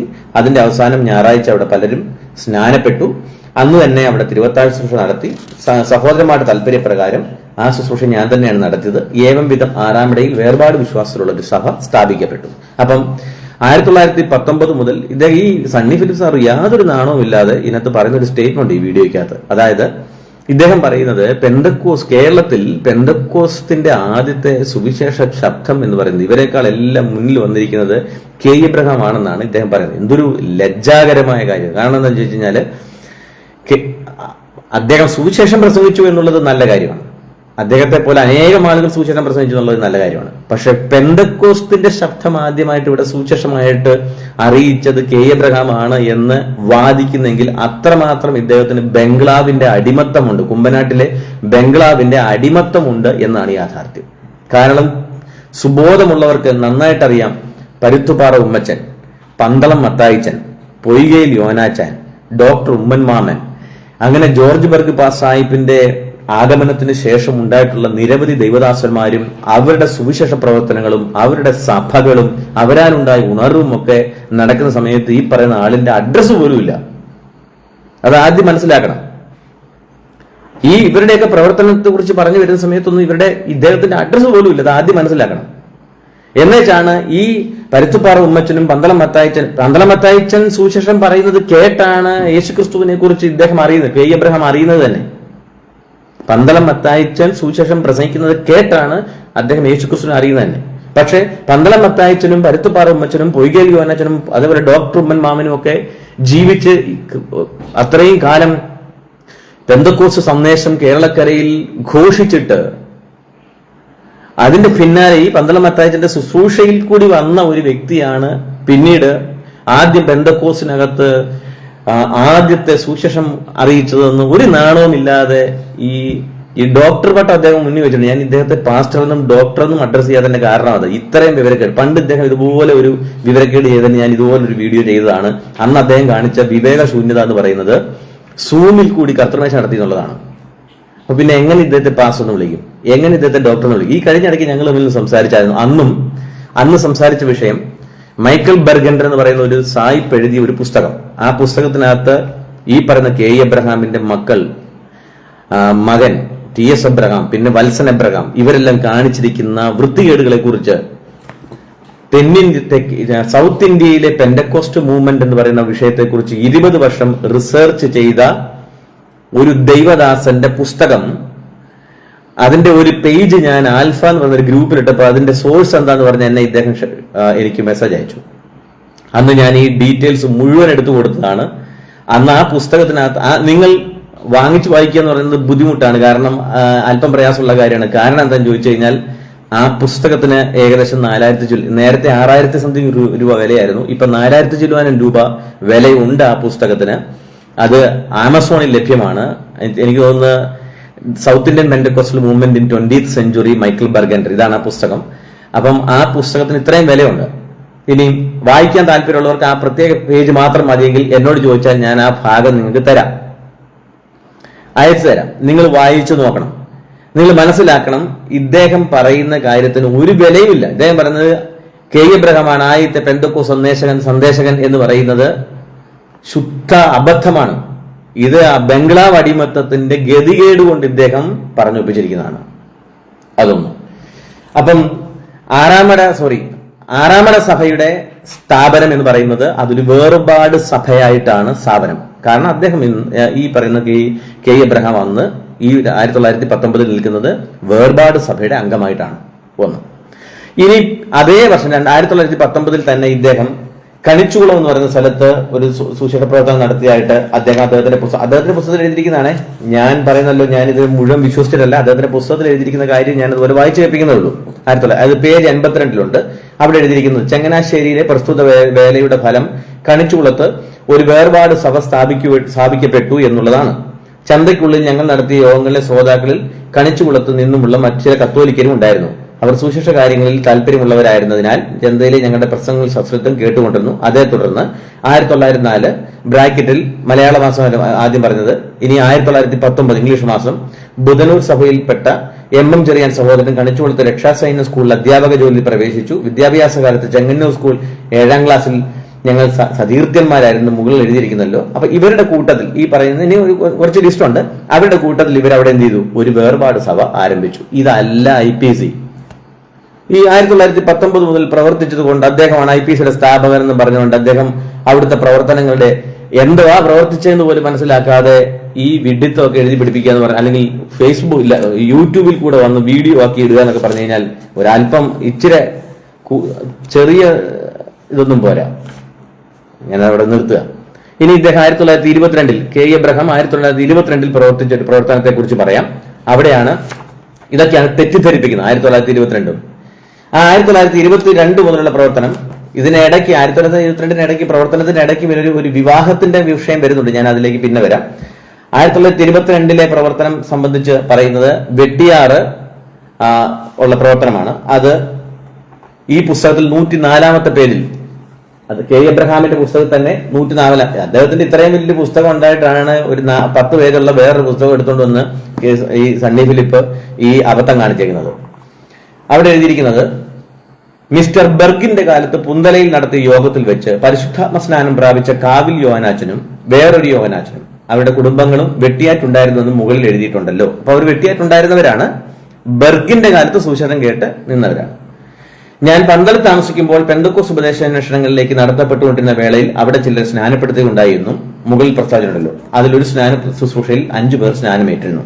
ഇനി ആ ലിസ്റ്റ് പറയുകയാണ്. ഇനി താഴോട്ട് വരുമ്പോൾ അവിടെ എഴുതിയിരിക്കുകയാണ്, അതായത് 1922 സെപ്റ്റംബർ 11 രക്ഷിക്കപ്പെട്ട ആളായിരുന്നു വെട്ടിയാറ്റ പ്രിയ സഹോദരന്മാർ. മുകളിൽ എഴുതിയ വണ്ണം മർത്തോമ, രക്ഷാസൈന്യം മുതലെ സമൂഹവുമായി യോജിച്ചാണ് അന്ന് നിന്നിരുന്നത്. ദൈവം തന്റെ പരിശുദ്ധാത്മാവിന്റെ നിറവിലേക്ക് എന്നെ നടത്തിയ ശേഷം ഏറെ താമസിയാതെ ആ പ്രിയ സഹോദരന്മാർ തങ്ങളുടെ കുടുംബങ്ങളോടുകൂടെ പെന്തക്കോസ്ത് കൂട്ടായ്മയിലേക്ക് വന്നു. അവർ വെട്ടിയാറ്റ് എന്നെ ക്ഷണിച്ച് യോഗങ്ങൾ വയ്ക്കുകയും ചെയ്തു. ഇതാണ് വെട്ടിയാർ സഭാരൂപീകരണത്തെ കുറിച്ച് ഇദ്ദേഹം എഴുതിയിരിക്കുന്നത്. പക്ഷേ ഈ സഹോദരന്മാർ ക്രിസ്തുവിനെ അറിയുന്നത് ജോർജ് ബെർഗിന്റെ, അതായത് ക്രിസ്ത്യൻ മിഷണറിയായി വന്ന ജോർജ് ബെർഗിന്റെ സുവിശേഷ പ്രസംഗങ്ങളിലൂടെയാണ് അവർ കർത്താവിനെ അറിഞ്ഞു വരുന്നത്. ഇനി ആ പ്രവർത്തനത്തോട് ബന്ധപ്പെട്ട് ഈ വെട്ടിയാറ പ്രവർത്തനത്തിന്റെ കാര്യമാണ് പറയുന്നത്. ഇനി അതിന്റെ താഴോട്ട് വായിച്ചു വരുമ്പം സഭാരൂപീകരണങ്ങൾ എന്ന് പറഞ്ഞുകൊണ്ട് അദ്ദേഹം കൊടുത്തിരിക്കുന്നു. മിസ്റ്റർ ബെർഗ് നാട്ടിൽ യോഗം നടത്തിയ കാലത്ത് പെന്തക്കോസ്ത് വിശ്വാസം അംഗീകരിച്ച ഒരു ചെറിയ കൂട്ടം ഇലന്തൂരിൽ ഉണ്ടായിരുന്നു. 1-ാം ലോകമഹായുദ്ധത്തിൽ മിസ്റ്റർ ബെർഗും മറ്റും നാട് വിട്ടുപോയതിനാൽ പെന്തക്കോസ്ത് വേല നാമാവശേഷമായി തീർന്നതോടുകൂടെ ഇലന്തൂരിലുണ്ടായിരുന്നവർ മർത്തോമ, രക്ഷാസൈന്യം, ബ്രദറൻ എന്നീ സമൂഹങ്ങളോട് യോജിച്ചു നിന്നിരുന്നു. മുളക്കുഴയിൽ പെന്തക്കോസ്ത് സഭ രൂപീകരമായിരുന്നതിനെ തുടർന്ന് അവരിൽ ചിലർ മുളക്കുഴ വന്ന് എന്നെ കാണുകയുണ്ടായി. ഉപദേഷ്ടാക്കന്മാരില്ലായാൽ തങ്ങൾ ഉൾപ്പെട്ടു നിൽക്കുവാൻ ഇടയായിപ്പോയ ഇതര സമൂഹങ്ങളെ വിട്ടുപിരിഞ്ഞ് പെന്തക്കോസ്ത് കൂട്ടായ്മയിൽ വീണ്ടും യോജിച്ചു പോകുവാൻ അവർ തീരുമാനിക്കുകയും തുടർന്ന് ഇലന്തൂർ തന്നെ സഭായോഗം നടത്തി തുടങ്ങുകയും ചെയ്തു. ഇടയ്ക്കിടെ ഞാൻ ചെന്ന് ആ സഭയെ അന്വേഷിച്ചു പോന്നു. ഇനി അടുത്ത വാക്ക് നിങ്ങൾ ശ്രദ്ധിക്കണം. ഇദ്ദേഹം പെന്തക്കോസ്ത് സഭ ആരംഭിച്ച കാര്യത്തിന്റെ മഹാത്മ്യം പറഞ്ഞു വരുമ്പോൾ അടുത്ത ആ പെന്തക്കോസ്ത് നില എത്ര കാലം ഉണ്ടായിരുന്നുള്ളത് നോക്കണം. പിൽക്കാലത്ത് അവരിൽ ചിലർ അന്യദേശങ്ങളിലേക്ക് താമസം മാറിപ്പോവുകയും പിന്നെയുള്ളവർ സമീപ സ്ഥലമായ വാര്യാപുരത്ത് ഇപ്പോഴുള്ള പെന്തക്കോസ്ത് ചർച്ച് ഓഫ് ഗോഡ് സഭയുമായി യോജിക്കുകയും ചെയ്തിരുന്നതിനാൽ ഇലന്തൂരിൽ ഇപ്പോൾ സഭാ കൂടിവരവ് ഇല്ലാത്തതാകുന്നു എന്ന് പറഞ്ഞാൽ ഇയാള് ബെർഗിനെ കുറിച്ച് എന്ത് കുറ്റമാണോ പറഞ്ഞത് അത് തന്നെയാണ് ഇവരുടെ ലൈഫിൽ സംഭവിച്ചേക്കുന്നത്. ഇവർ പോയി അവിടെ പ്രവർത്തനം, ആ ബെർഗ് സുശേഷം അറിയിച്ചു കൊണ്ടുവന്നിരുന്ന കുറച്ച് പേരുണ്ടായിരുന്നു. അവരിങ്ങനെ വേർപാടും മറ്റു ഇതുമായിട്ടൊക്കെ ബന്ധപ്പെട്ട് നിൽക്കുകയായിരുന്നു. അവരെ ഇദ്ദേഹം വിളിച്ച് ശുശ്രൂഷയിൽ കൊണ്ടുവന്ന് പെന്തക്കോസ്തിലാക്കി എന്നാ പറയുന്നത്. പക്ഷേ അതേ ഭാഗം തന്നെ അവസാനിപ്പിച്ചിരിക്കുന്നത് ഇങ്ങനെയാണ്, ചിലർ അന്യദേശങ്ങളിലേക്ക് പോയതിനാലും ചിലർ വാര്യാപുരത്തുണ്ടായിരുന്ന ചർച്ച് ഓഫ് ഗോഡിലെ സഭയിലേക്ക് പോയത് കൊണ്ടും ഇപ്പൊ ഇവരുടെ കൂട്ടായ്മയില്ല. അപ്പൊ ഇദ്ദേഹം ആദ്യമേ പറഞ്ഞു വെച്ച ഒരു കാര്യം ഇവിടെ പൊളിയാണ്. അന്ന് അവിടെ വേറെ കൂട്ടായ്മ ഇല്ലായിരുന്നു എന്നുള്ളതും അതേപോലെ തന്നെ അന്വേഷിക്കാൻ ആളില്ലായിരുന്നു എന്നുള്ളതും ഇദ്ദേഹമാണ് അന്വേഷിക്കാൻ ആകെ ഉണ്ടായിരുന്ന ഒരു മനുഷ്യൻ എന്നും പറയുന്ന വാദത്തിന് ഒരു വിലയില്ല. കാരണം അവിടെ ഓൾറെഡി ചർച്ച് ഓഫ് ഗോഡിന്റെ കൂട്ടായ്മ ഉണ്ടെന്ന് എഴുതിയിരിക്കുക. ആ ചർച്ച് ഓഫ് ഗോഡ് ഇന്ന് നമ്മൾ അറിയപ്പെടുന്ന ചർച്ച് ഓഫ് ഗോഡല്ല, ചർച്ച് ഓഫ് ഗോഡ് എ.ഡി. ഖാന്റെ പ്രവർത്തനത്തിൽ ഉണ്ടായിരിക്കുന്ന ചർച്ച് ഓഫ് ഗോഡിനെ കുറിച്ചാണ്, ആൻഡേഴ്സൺ ചർച്ച് ഓഫ് ഗോഡിനെ കുറിച്ചാണ് അവിടെ പറയുന്നത്. അപ്പം ആ ചർച്ച് ഓഫ് ഗോഡിന്റെ പ്രവർത്തനമാണ്, പെന്തക്കോസ്റ്റ് പ്രവർത്തനം അവിടെ ഉണ്ട്. ഈ കള്ളം ഇതെല്ലാം എഴുതി പിടിപ്പിച്ചത് എവിടെ ചെന്നെത്തി അവസാനിക്കുന്നത്? ഈ നാണംകെട്ട ചരിത്രം പൊക്കിക്കൊണ്ട് നടന്നിട്ട് ന്യൂയോർക്കിലെ റീജിയൻ പൊളിച്ചിട്ടോ NRI തുടങ്ങിയിട്ടോ വല്ലതും കിട്ടാനുണ്ടോ? ഇനി അടുത്തത്, ഇനി ഇവര് പറഞ്ഞിരിക്കുന്ന അടുത്ത ഭാഗം പന്തളം സഭ ആരംഭിച്ച കാര്യമാണ്. ഇദ്ദേഹത്തിന്റെ പ്രവർത്തനത്താൽ, കെ എബ്രഹാമിന്റെ പ്രവർത്തനത്താൽ പന്തളം സഭ ആരംഭിച്ച കാര്യമാണ്. ഇദ്ദേഹം അതിനെക്കുറിച്ച് എഴുതിയിരിക്കുന്ന കാര്യം നോക്കണം. നിങ്ങൾ ഈ പുസ്തകം ഒന്ന് നോക്കണം. തന്നെ ഈ ഒരൊറ്റ പാരഗ്രാഫുകൾ പന്തളം സഭ രൂപീകരിക്കപ്പെട്ടതിനെ കുറിച്ച് ഇദ്ദേഹം എഴുതിയിരിക്കുന്നത്. എഴുതിയിരിക്കുന്ന ഭാഗം, പന്തളത്ത് ഞാൻ പ്രവർത്തിച്ച് താമസിച്ചിരുന്ന കാലത്ത് എന്റെ ശുശ്രൂഷയിൽ സ്നാനമേറ്റിരുന്ന പ്രിയ ഷീമോച്ചന്റെ പരിശുദ്ധാത്മ സ്നാനത്തെ തുടർന്ന് പെന്തക്കോസ്ത് വിശ്വാസം അംഗീകരിച്ച് ഈ കൂട്ടായ്മ തെരഞ്ഞെടുത്തു. പ്രിയ ഷീമോച്ചന്റെ ആത്മാസ്നാനാനുഭവം അതിന് ഉപോത്ബലമായി സംഭവിക്കുകയും ചെയ്തു. അങ്ങനെ ഞങ്ങൾ കൂടി ആലോചിച്ച് കർത്താവിന്റെ ദാസൻ പന്തളം AC മത്തായി ഉദ്ദേശി അവറുകളുടെ വസതിയിൽ സഭായോഗം കൂടി തുടങ്ങുകയും താദൃശ്യം പന്തളത്ത് പെന്തക്കോസ്ത് സഭ രൂപീകൃതമാകുകയും ചെയ്തു. ഇത്രയും വാക്കിൽ പെന്തക്കോസ്ത് സഭാ രൂപീകരണത്തെ കുറിച്ചുള്ള കഥ അവിടെ അവസാനിക്കുകയാണ്. ഇനി നിങ്ങൾ മനസ്സിലാക്കേണ്ട കാര്യം, ഇദ്ദേഹം ഇതിനകത്ത് ഒരു വാക്ക് പറഞ്ഞു വിട്ടിട്ടുണ്ട്. ശ്രദ്ധിക്കേണ്ടത് അവിടെയാണ്. ഇങ്ങനെയാ പറഞ്ഞിരിക്കുന്നത്: അങ്ങനെ ഞങ്ങൾ കൂടിയാലോചിച്ച കർത്താവിന്റെ ദാസൻ പന്തളം AC മത്തായി ഉപദേശി അവരുടെ വസതിയിൽ സഭായോഗം കൂടി തുടങ്ങുകയും ചെയ്തു. താദൃശ്യം പന്തളത്ത് പെന്തക്കോസ്ത് സഭ രൂപീകൃതമാകുകയും ചെയ്തു. ഇദ്ദേഹം ആരംഭിച്ച ഒരു പെന്തക്കോസ്ത് പ്രവർത്തനം എന്ന രീതിയിൽ അവതരിപ്പിച്ചിരിക്കുന്നതാണ് ഇത്. അപ്പൊ ഇദ്ദേഹം കെ ഇ എബ്രഹാം അവിടെ ചെന്ന് ഇവരെ ഒരുമിപ്പിച്ച് സ്നാനപ്പെടുത്തി പ്രവർത്തനം നടത്തി. അവരുടെ വർണ്ണന പറയുകയാണെങ്കിൽ നടത്തി. ഈ AC മത്തായി ഉപദേശി എന്ന് പറഞ്ഞൊരു വ്യക്തിയുടെ വീട്ടിൽ വെച്ച് എന്ത് ചെയ്തു? പ്രവർത്തനം ആരംഭിച്ചു. ആരംഭിച്ചു? കെ ഇ എബ്രഹാം ആരംഭിച്ചു. അതല്ലേ നമുക്ക് ഇവിടുന്ന് മനസ്സിലാവുള്ളൂ. പക്ഷെ ഈ AC മത്തായി ആരെന്നറിയാവോ? അത് തിരിച്ചറിയണം. അതൊരൊറ്റ വാക്കിൽ പറഞ്ഞ് അവിടെ തീർന്നു. കെ ഇ എബ്രഹാമിന്റെ പ്രവർത്തനം, സ്നാനം, സകലതും അവിടെ വർണ്ണിച്ചു പോയിട്ടുണ്ട്. പക്ഷെ ആരുടെ വീട്ടിലെ കൂടിയെന്നുള്ളത് AC മത്തായി എന്ന് മാത്രം പറഞ്ഞു വിട്ടുപോയി. ഈ AC മത്തായി ആരാണെന്ന് അറിയണമെങ്കിൽ ഈ കേരള പെന്തക്കോസ്ത് ചരിത്രം എഴുതിയ സായിച്ചാന്റെ പുസ്തകം, ആ പുസ്തകത്തിനകത്ത് നിന്ന് പേജ് നമ്പർ 48, 48ാമത്തെ പേജ് എടുക്കണം. ആ 48ാമത്തെ പേജ് എടുക്കുമ്പോൾ ഒരു കാര്യം ഓർക്കണം. ഇതിനകത്തൊരു ചെറിയ അവരുടെ പ്രിന്റിങ്ങിന്റെ ആയിരിക്കാം. 48ാമത്തെ പേജ്, ഇത് 48ാമത്തെ പേജാണ്. എന്നാൽ ഇതിന്റെ തൊട്ടിപ്പുറത്ത് പേജ് നമ്പർ കൊടുത്തിട്ടില്ല. അത് സാധാരണയുള്ള പ്രിന്റിങ് പോലെയല്ല. ഇവിടെ വൈറ്റ് ആണെങ്കിൽ ഇവിടെ ഒരു ചെറിയ ഒരു കളർ കൊടുത്ത് അതിനകത്ത് ഒരു പ്രധാനപ്പെട്ട ഭാഗം എഴുതി പോയിരിക്കുകയാണ്. പിന്നെ ഇവിടെ 48 തുടർച്ച വരികയാണ്. അപ്പൊ ഈ ഭാഗത്ത് ശ്രദ്ധിക്കണം. അപ്പൊ 48ാമത്തെ പേജ് കഴിഞ്ഞുള്ള ഭാഗത്ത് പന്തളം മത്തായി ഉപദേശിയുടെ ജീവചരിത്രത്തെ കുറിച്ച് എഴുതിയിരിക്കുകയാണ്. അതായത് AC മത്തായി പാസ്റ്റർ പന്തളം മത്തായി ഉപദേശിയെ കുറിച്ച് എഴുതിയിരിക്കുകയാണ്. ഈ ഭാഗം, ഇത്രയും ഭാഗം, ഈ 2 പേജ് മൊത്തം വായിക്കുമ്പോഴേ ആരാണ് പന്തളം മത്തായി ഉപദേശി എന്ന് മനസ്സിലായി. ഇവിടെ എഴുതിയിരിക്കുന്നത് തന്നെ പന്തളം മത്തായി ഉപദേശി കേരള പെന്തക്കോസ്തിന്റെ തലതൊട്ടപ്പൻ എന്ന് ഒരു എന്താ പറയുക, ആലങ്കാരിക പ്രയോഗത്തിലാണ് ഈ ഭാഗം എഴുതിയിരിക്കുന്നത്. ഈ പന്തളം മത്തായി ഉപദേശി മുഖേനയാണ് ഇവര് കർത്താവിന്റെ സുവിശേഷം ഈ കെ ഇ എബ്രഹാം കേൾക്കുന്നത്. ഇദ്ദേഹം അദ്ദേഹത്തിന്റെ പുസ്തകത്തിനകത്ത് എഴുതി വെച്ചിരിക്കുന്നത് പന്തളത്ത് പ്രവർത്തനം ആരംഭിച്ചത് അദ്ദേഹമാണെന്ന് വരുത്തി തീർക്കാൻ വേണ്ടി ഒരു ഖണ്ഡികയിൽ മാത്രം എഴുതിയിട്ട് AC മത്തായിയുടെ വീട്ടിൽ വെച്ച് ഞാൻ സഭാപ്രവർത്തനം ആരംഭിച്ചു എന്ന് എഴുതി വിടുമ്പോൾ നമ്മൾ അതിന്റെ ബാക്കിയുള്ള ഭാഗം തിരിച്ചറിയണം. ആരാണ് AC മത്തായി? ആ മനുഷ്യനെ കുറിച്ച് മറ്റു ചരിത്രകാരന്മാർ എന്താണ് രേഖപ്പെടുത്തിയിരിക്കുന്നത് എന്നുള്ളത് നമ്മൾ വായിച്ച് മനസ്സിലാക്കണം. ഇവിടെ സണ്ണി ഫിലിപ്പ് സാർ ചെയ്തൊരു പരിപാടി കൊടുന്തറ ഉമ്മച്ചാൻ സ്ഥാനപ്പെട്ടപ്പോഴാണ്. പിന്നെ 10 വർഷം കഴിഞ്ഞ് അദ്ദേഹത്തിന് അഭിഷേകം കിട്ടിയത് 10 വർഷം കഴിഞ്ഞാണ്. TG ഉമ്മച്ചൻ പാസ്റ്റർ വന്നത് പിന്നാണ്. പിന്നെ AC സാമുവൽ പാസ്റ്റർ വന്നത് പിന്നാണ് എന്നൊക്കെ പറഞ്ഞുകൊണ്ട് സീനിയോറിറ്റി പറഞ്ഞ് ഇത് സ്ഥാപിച്ചെന്നാ പറയുന്നത്. ഇനി നിങ്ങൾ യാഥാർത്ഥ്യം മനസ്സിലാക്കണം.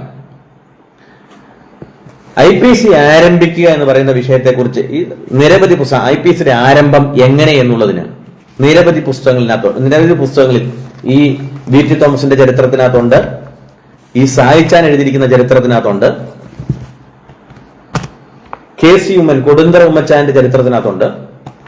ഇനി അത് കഴിഞ്ഞേച്ച് ഇനി യേശുക്രിസ്തുവിന്റെ എളിയദാസൻ എന്ന് പറഞ്ഞ ചരിത്രത്തിനകത്ത് അതിന്റെ ഒരു തെറ്റിദ്ധരിപ്പിച്ചാണെങ്കിലും അതിന്റെ ഒരു ഭാഗമുണ്ട്. ഇനി അതുകൂടാതെ മറ്റു ചരിത്ര പുസ്തകങ്ങൾ വേറെയും ഉണ്ട്, ഞാൻ അതിനകത്ത് എടുക്കുന്നില്ല. പക്ഷെ പ്രധാനമായ ഒരു പുസ്തകം ഞാൻ നിങ്ങളെ കാണിച്ചു തരാം. നിങ്ങൾ വായിക്കേണ്ട പുസ്തകം ഇതാണ്. ഇത് പാസ്റ്റർ TG ഉമ്മൻ എഴുതിയ IPC ആത്മകഥയും എന്ന് പറയുന്ന പുസ്തകത്തിനകത്താണ്. ഈ പുസ്തകം അദ്ദേഹം അതിന്റെ ചരിത്രം എഴുതുമ്പോൾ അദ്ദേഹം ഇതിനകത്ത് ഒരു പ്രധാനപ്പെട്ട ഭാഗം ഇതിനകത്ത് എഴുതിയിട്ടുണ്ട്. ഞാൻ ആ ഭാഗം ഒന്ന് ഇങ്ങനെ ഓടിച്ചു നോക്കി കിട്ടിയാൽ ഞാൻ ഒന്ന് വായിച്ചു കേൾപ്പിക്കാം. അദ്ദേഹം എന്ത് പറയുന്നുണ്ട്, എന്തുകൊണ്ടാണ് അദ്ദേഹം ഈ പുസ്തകം എഴുതാനുണ്ടായ സാഹചര്യം.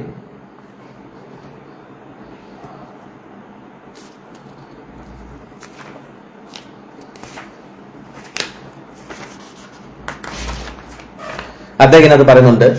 ചില ആളുകൾ എഴുതിയ ജീവചരിത്രം, ആ ചരിത്രം അദ്ദേഹത്തിന് വിശ്വസനീയമല്ലാത്തത് കൊണ്ട് വിഷയങ്ങൾ വ്യക്തമായി അവതരിപ്പിച്ചുകൊണ്ടാണ് അദ്ദേഹം എന്ത് ചെയ്യുന്നത്, ഈ പുസ്തകം എഴുതുന്നതെന്ന് TG ഉമ്മൻ പാസ്റ്റർ അദ്ദേഹത്തിന്റെ ഈ ആത്മകഥ ഈ പുസ്തകത്തിനകത്ത് എന്ത് ചെയ്തിട്ടുണ്ട്, രേഖപ്പെടുത്തിയിട്ടുണ്ട്. എനിക്ക് പെട്ടെന്ന് അതിന്റെ ഒരു ചാപ്റ്റർ അതിനകത്ത് ഉണ്ട്, ഉള്ളിലായതുകൊണ്ട് എനിക്ക് പെട്ടെന്ന് കിട്ടുന്നില്ല. ഞാൻ അദ്ദേഹത്തിന്റെ ആത്മകഥയോട് ബന്ധപ്പെട്ടുള്ള പുസ്തകത്തിനകത്ത് അത് TG ഉമ്മൻ ആത്മകഥ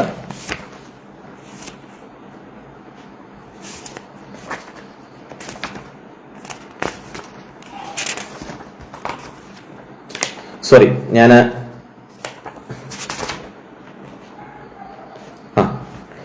കിട്ടി, വായിക്കാം. ഞാൻ ജീവിച്ചിരിക്കുമ്പോൾ തന്നെ ഈ വിധത്തിലുള്ള ഒരു കൃതിക്ക് വേണ്ടി ഞാൻ ഒട്ടും ആഗ്രഹിച്ചിരുന്നതല്ല. എന്നാൽ എന്റെ അനേക സുഹൃത്തുക്കളും ശിഷ്യഗണങ്ങളും എന്നെ ആത്മകഥ എഴുതുവാൻ പ്രേരിപ്പിച്ചുകൊണ്ടിരുന്നു. അതിന് അവരിൽ ചിലർ പറഞ്ഞ ന്യായം, എല്ലാ കാര്യവും വേണ്ടതുപോലെ അറിയാവുന്നവർ ഉണ്ടായിരിക്കുകയില്ല. ചിലർ കണ്ടേക്കാമെങ്കിലും അവർ ദീർഘകാലം ജീവനോടുണ്ടായിരിക്കുന്നതും പ്രയാസമായിരിക്കും. ഉണ്ടായിരുന്നാലും എഴുതി ഫലിപ്പിക്കുവാൻ കഴിയണമെന്നുമില്ല. വിശ്വാസയോഗ്യവും അനുകരണാർഹവും കർത്താവിന് മഹത്വകരവും വായിക്കുന്നവർക്ക് പ്രയോജനപ്രദവുമായിരിക്കണം അത് പലരെ കൊണ്ടും ഇത് സാധ്യമായി എന്ന് വരികയില്ല. ഞാൻ പലരുടെയും ആത്മകഥകൾ വായിച്ചിട്ടുണ്ട്. അതിൽ എനിക്ക് അടുത്ത് നല്ലവണ്ണം അറിയാവുന്നവരുമുണ്ട്. അപ്പൊ അദ്ദേഹം ആരുടെ കാര്യം പറയുന്ന അറിയാമല്ലോ. അന്ന് ഇദ്ദേഹം നിൽക്കുന്ന സമയത്ത് ആത്മകഥ എഴുതിയിട്ടുള്ള ഒരേ ആളേ ഉള്ളൂ, വേറെ മറ്റൊരാളുടെ ആത്മകഥ വന്നിട്ടില്ല. പക്ഷെ എനിക്ക് ചിലത് വിശ്വാസയോഗ്യമായിരിക്കുന്നവയല്ല. ചിലർ അങ്ങനെ എന്നോട് പറഞ്ഞിട്ടുള്ളത് ഉണ്ട് താനും. എന്നാൽ മിക്കവരും തങ്ങളുടെ ഓർമ്മയിൽ നിന്നും എഴുതിയിട്ടുള്ളതാകൊണ്ടാണ് ആ തപ്പിതം വരുവാൻ ഇടയായത്. മനഃപൂർവ്വം വ്യാജം എഴുതിയിട്ടുള്ളതല്ലായിരിക്കാം. എന്ന് പറഞ്ഞു കഴിഞ്ഞാൽ വ്യാജമാണ്, മനഃപൂർവ്വം എഴുതായിരിക്കത്തില്ല. എന്നാൽ ഞാൻ ഇതിന് മനസ്സ് വെച്ചത്, ഞാൻ കർത്താവിന്റെ ശുശ്രൂഷയ്ക്കായി വേർതിരിഞ്ഞ കാലമായ 1929 മുതൽ 83 വരെയുള്ള 55 വർഷത്തെ ഡയറികൾ എഴുതി സൂക്ഷിച്ചു വെച്ചിട്ടുള്ളതിനാൽ ആയിരുന്നു. ആകയാൽ ഇത് ഓരോന്നും നോക്കി വായിച്ചെഴുതുവാൻ ചില മാസങ്ങളും പകലും രാവും എടുക്കേണ്ടി വന്നു. ആത്മകഥ എഴുതിയ ടി.ജി. ഉമ്മച്ചൻ പാസ്റ്റർ വ്യക്തമായി പറയുകയാണ്, ആ കാലഘട്ടത്തിൽ ഇറങ്ങിയിട്ടുള്ള അദ്ദേഹത്തിന് ഏറ്റവും അറിയാവുന്ന ആത്മകഥ രചിച്ച ചിലർ എഴുതിയിട്ടുള്ളത് വ്യാജമാണ്. ഒരുപക്ഷെ മനഃപൂർവ്വമായിരിക്കണമെന്നില്ല, പക്ഷേ വിശ്വാസയോഗ്യമല്ല. അത് മറ്റു പലരും അദ്ദേഹത്തോട് പറഞ്ഞു. അതുകൊണ്ട് യാഥാർത്ഥ്യങ്ങളിൽ നിന്ന് അദ്ദേഹം എന്ത് ചെയ്യാണ്, IPC എന്ന് പറയുന്ന പ്രസ്ഥാനത്തിനെ കുറിച്ചും മറ്റു കാര്യങ്ങളെക്കുറിച്ചും എന്ത് ചെയ്തിരിക്കുകയാണ്, കൃത്യമായി എഴുതിയിരിക്കുകയാണ്. ഞാൻ സമയം വളരെ മുന്നോട്ട് പോകുന്നല്ലോ. ഇദ്ദേഹം ഇതിനകത്ത് പിന്നെ ന്യായീകരിക്കുന്ന പല ഭാഗങ്ങളുമുണ്ട്. 2 കാര്യങ്ങൾ കൂടെ മറുപടി പറഞ്ഞ് ഞാൻ അവസാനിപ്പിക്കാം. തെന്നിന്ത്യ പെന്തക്കോസ്തിന്റെ ആരംഭം എങ്ങനെയാണ് എന്നുള്ളതും ഇതിന്റെ ഒന്നാമത്തെ കൺവെൻഷൻ എന്താണെന്നുള്ളതും ഞാനൊന്ന് വായിച്ചു കേൾപ്പിച്ചിട്ട് ഞാൻ അടുത്ത വിഷയത്തിലേക്ക് വരാം. അതോടുകൂടെ ആ വിഷയത്തിന്റെ മറുപടിയാവും. ഇതേ കാര്യം സായിച്ചാന്റെ പുസ്തകത്തിനകത്തുണ്ട്. VT തോമസിന്റെ ജീവചരിത്രത്തെ കുറിച്ച് എഴുതിയിരിക്കുന്ന VT തോമസും IPC എന്ന് പറയുന്ന പുസ്തകത്തിനകത്തുണ്ട്. കൊടുന്തറ ഉമ്മച്ചായന്റെ പുസ്തകത്തോട് ബന്ധപ്പെട്ട് വായിക്കുമ്പോഴും ഇത് മനസ്സിലാക്കാൻ പറ്റും. ഇനി ഇതിനേക്കാൾ എല്ലാം ക്ലാരിറ്റി ആയിട്ട് മനസ്സിലാക്കാൻ പറ്റുന്ന വേറെ പുസ്തകമാണ് ജോസഫ് താമിക്കൽ അച്ചായൻ എഴുതിയിരിക്കുന്ന പ്രതികരണ കുറിപ്പുകൾ. അതിന്റെ ഭാഗമായിട്ട് വന്നിരിക്കുന്ന ചെറു ലഘു പുസ്തകങ്ങളുണ്ട്. അതിനകത്തൊക്കെ ഈ കാര്യങ്ങളുണ്ട്. ഇനി IPCയുടെ ആരംഭം സംബന്ധിച്ചുള്ള വാർത്ത നിങ്ങൾ ശ്രദ്ധിക്കുക. വാർത്തയല്ല, ചരിത്രം ശ്രദ്ധിക്കുക. IPCയും ആത്മകഥയും എന്ന ടി.ജി. ഉമ്മച്ചൻ പാസ്റ്ററുടെ പുസ്തകത്തിനകത്ത് അധ്യായം 2 തെന്നിന്ത്യ പെന്തക്കോസ്ത് ദൈവസഭയുടെ രൂപീകരണവും വളർച്ചയും എന്ന അധ്യായത്തിലാണ്. അത് പേജ് നമ്പർ 34 മുതലാണ് ആരംഭിക്കുന്നത്. 1930 ഏപ്രിൽ മാസത്തിൽ IPCയുടെ പ്രാരംഭ പ്രവർത്തകരായ ഈ ഗ്രന്ഥകാരൻ ഉൾപ്പെടെയുള്ള ആളുകൾ കുക്ക് സാഹിബിന്റെ നേതൃത്വത്തിലുള്ള പ്രസ്ഥാനമായ മലങ്കര പെന്തക്കോസ്ത് പൂർണ്ണ സുവിശേഷ സഭയിൽ നിന്നും വിട്ട് തെന്നിന്ത്യ പെന്തക്കോസ്ത് ദൈവസഭ എന്ന പേർ സ്വീകരിച്ച് പ്രവർത്തിപ്പാൻ തുടങ്ങി. വിശ്വാസത്തിന്റെ പന്ഥാവ് തിരഞ്ഞെടുത്ത് വിദേശ ബന്ധങ്ങൾ ഉപേക്ഷിച്ച് ഇന്ത്യയിൽ ഒരു ദേശീയ പ്രസ്ഥാനമായി സ്വതന്ത്രമായി നിൽപ്പാൻ തീരുമാനിച്ചിറങ്ങിയപ്പോൾ വളരെ കഷ്ടനഷ്ടങ്ങളും അപമാനങ്ങളും പട്ടിണിയും സഹിക്കേണ്ടി വന്നു. 1929 ആഗസ്റ്റിൽ ഈ ഗ്രന്ഥകാരൻ പരിശുദ്ധാത്മ സ്നാനം പ്രാപിക്കുകയും ആ വർഷം ഒക്ടോബർ മാസത്തിൽ കുക്ക് സാഹിബിന്റെ നേതൃത്വത്തിലുള്ള മലങ്കര പെന്തക്കോസ്ത് പൂർണ്ണ സഭയോട് ചേർന്ന് കർത്താവിന്റെ വേല ചെയ്യുവാനും ഇടയായി. ആ സഭയുമായി യോജിച്ച് സുവിശേഷ വേലയിൽ പ്രവർത്തിച്ചു വരുമ്പോൾ വേലയുടെ ഭരണവും നടത്തിപ്പും സംബന്ധിച്ച് നാട്ടുകാരായ മറ്റു വേലക്കാരും ഞാനും കുക്ക് സാഹിബുമായി ചില അഭിപ്രായ വ്യത്യാസങ്ങളും ഉണ്ടായി. ആ വിഷയം പലപ്പോഴും ചർച്ച ചെയ്യുകയും ഉണ്ടായിട്ടുണ്ട്. എന്നാൽ അവ പരിഹരിക്കപ്പെടുകയല്ല, അദ്ദേഹവുമായി അകന്നു മാറുവാൻ കാരണമായി. ഒടുവിൽ കോഴിക്കോട്ടുകാരൻ ഉപ്പോട്ട് മാസ്റ്റർ MAയുടെ മധ്യസ്ഥതയിൽ ഒരു ഒത്തുതീർപ്പ് വ്യവസ്ഥയുണ്ടാക്കി. എന്നാൽ അതും യോജിപ്പിന് മുഖാന്തരമായില്ല. അങ്ങനെ പ്രസ്തുത നാട്ടുകാരായ സുവിശേഷ വേലക്കാർ സായിപ്പുമായിട്ട് പിരിഞ്ഞ് വേല ചെയ്യേണ്ടി വന്നു. ഇത് 1930-ലായിരുന്നു. ആകയാൽ ഈ ഗ്രന്ഥകാരൻ കുറച്ചു മാസങ്ങൾ മാത്രമേ കുക്ക് സാഹിബുമായിട്ട് യോജിച്ച് പ്രവർത്തിച്ചിട്ടുള്ളൂ. അങ്ങനെ പിരിഞ്ഞു പോന്ന സുവിശേഷ പ്രവർത്തകരായ സഹോദരന്മാർ KE Abraham, PT Varghese Chethackal, KC Cherian Mezhuveli, KC Oommen Kumbanad, AC Samuel Koipuram, TK Mathew Ranni, VV Thomas Ranni, TG Oommen Poovanmala എന്നീ 8 പേരായിരുന്നു. അതിനകത്ത് ഈ TG ഉമ്മൻ പാസ്റ്റർ അദ്ദേഹത്തിന്റെ പേര് എഴുതിയിരിക്കുന്നത് ഏറ്റവും അവസാനമാണ്. അദ്ദേഹത്തിന്റെ പുസ്തകത്തിൽ നിന്നാണ് ഇത് വായിക്കുന്നത്. ഈ ദേവദാസന് അത്ര ഒരു മാന്യത ഉണ്ടായിരുന്നു. അദ്ദേഹത്തിന്റെ പേര് ഈ എട്ട് പേരിൽ ഏറ്റവും ഒടുക്കം എഴുതി. പക്ഷെ വേറെ ചിലർ എഴുതിയപ്പോൾ അവരാണ് എല്ലാത്തിന്റെ ആരംഭം എന്ന് പറഞ്ഞെഴുതി. ആ വക്രതയ്ക്കാണ് ഇപ്പൊ നമ്മൾ മറുപടി പറഞ്ഞുകൊണ്ടിരിക്കുന്നത്. യഥാർത്ഥ ദൈവദാസന്റെ ക്വാളിറ്റി എന്താണെന്നുള്ളത് മനസ്സിലാക്കേണ്ടത് TG ഉമ്മൻ പാസ്റ്ററുടെ ഈ ശൈലിയുള്ള എഴുത്തിൽ നിന്നാണ്. വ്യാജൻ ആരെന്ന് മനസ്സിലാക്കണമെങ്കിൽ മറ്റ് ചരിത്ര പുസ്തകങ്ങൾ തപ്പുക. ആരാണ് ഒന്നാമൻ എന്ന് വാശി പിടിക്കുന്ന ഈ സണ്ണി ഫിലിപ്പിനെ പോലെയുള്ളവർ സ്ഥാപിക്കാൻ ശ്രമിക്കുന്ന വ്യാജന്മാർ ആരാണെന്ന് നിങ്ങൾ ചരിത്രത്തിന് തിരഞ്ഞെടുക്കുക. ആരാണ് ഒന്നാമൻ എന്ന് സ്വയം സ്ഥാപിക്കാൻ ശ്രമിക്കുന്നത്, അവനാണ് വ്യാജൻ. അപ്പം ഇത്രയും കാര്യങ്ങൾ മനസ്സിലായല്ലോ. ഇനി അതിന്റെ ബാക്കി വായിക്കാം. അതിൽ AC ശാമുവേൽ ചില മാസങ്ങൾ കഴിഞ്ഞപ്പോൾ അസംബ്ലീസ് ഓഫ് ഗോഡിനോട് ചേർന്ന് തിരുവനന്തപുരത്ത് താമസമാക്കി സുവിശേഷ പ്രവർത്തനത്തിൽ ഏർപ്പെട്ടു. മേൽപ്പറഞ്ഞ മലങ്കര പെന്തക്കോസ് പൂർണ്ണ സുവിശേഷ സഭ വിട്ട് പ്രവർത്തിപ്പാൻ തുടങ്ങിയപ്പോൾ തെന്നിന്ത്യ പെന്തക്കോസ് ദൈവസഭ എന്ന തങ്ങളുടെ പ്രസ്ഥാനത്തിന് പേര് നൽകി. ആ കാര്യം സംബന്ധിച്ച് വിശദമായ വിവരണം IPC പ്രാരംഭ വർഷങ്ങൾ എന്ന പുസ്തകത്തിൽ K. എബ്രഹാം എഴുതിയിരിക്കുന്നത് കാണുക. ആ K. എബ്രഹാം എഴുതിയിരിക്കുന്ന പുസ്തകത്തിൽ നിന്നുള്ള ഭാഗമാണ് എനിക്ക് വായിക്കുന്നത്. ശ്രദ്ധിച്ചു കേൾക്കണം. ഇപ്രകാരം തെന്നിന്ത്യ പെന്തക്കോസ് ദൈവസഭ രൂപം കൊണ്ടപ്പോൾ അതിന്റേതായി ആദ്യം നടന്ന ജനറൽ കൺവെൻഷൻ കുമ്പനാട്ട് CMS സ്കൂളിന് സമീപമുള്ള പുരയിടത്തിൽ തയ്യാർ ചെയ്ത പന്തലിൽ 1931 ജനുവരി 4 മുതൽ 11 വരെയുള്ള തീയതികളിൽ നടത്തപ്പെട്ടു. അതിലേക്കായി ക്ഷണിക്കപ്പെട്ട പ്രസംഗകർ മദ്രാസുകാരനായ എഗ്ബർട്ടും സിലോൺകാരനായ പോൾ ആൽവിൻ എന്നിവരുമായിരുന്നു. ഞാൻ ആ ഭാഗം ഒന്നുകൂടെ വായിച്ചു കേൾപ്പിക്കുകയാണ്. IPCയുടെ ഒന്നാമത്തെ ജനറൽ കൺവെൻഷൻ എപ്പോഴായിരുന്നു, അല്ലെങ്കിൽ തെന്നിന്ത്യ പെന്തക്കോസിന്റെ ആദ്യത്തെ ജനറൽ കൺവെൻഷൻ എപ്പോഴായിരുന്നു എന്നുള്ളത് കേൾക്കുക. IPC പ്രാരംഭ വർഷങ്ങൾ എന്ന പുസ്തകത്തിൽ K. എബ്രഹാം എഴുതിയിരിക്കുന്നത് കാണുക എന്ന് പറഞ്ഞുകൊണ്ട് TG ഉമ്മൻ പാസ്റ്റർ എഴുതിയിരിക്കുന്നത്, അതായത് പുള്ളി സ്വന്തമായിട്ട് എഴുതിയല്ല, K. എബ്രഹാമിന്റെ പുസ്തകത്തിൽ നിന്ന് എടുത്തെഴുതിയിരിക്കുന്ന ഭാഗമാണ്.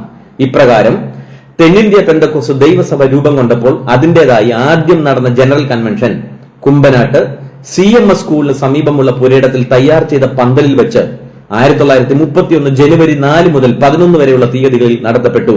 അതിലേക്കായി ക്ഷണിക്കപ്പെട്ട പ്രസംഗകർ മദ്രാസുകാരനായ എഗ്ബർട്ടും സിലോൺകാരനായ പോൾ ആൽവിൻ എന്നിവരുമായിരുന്നു.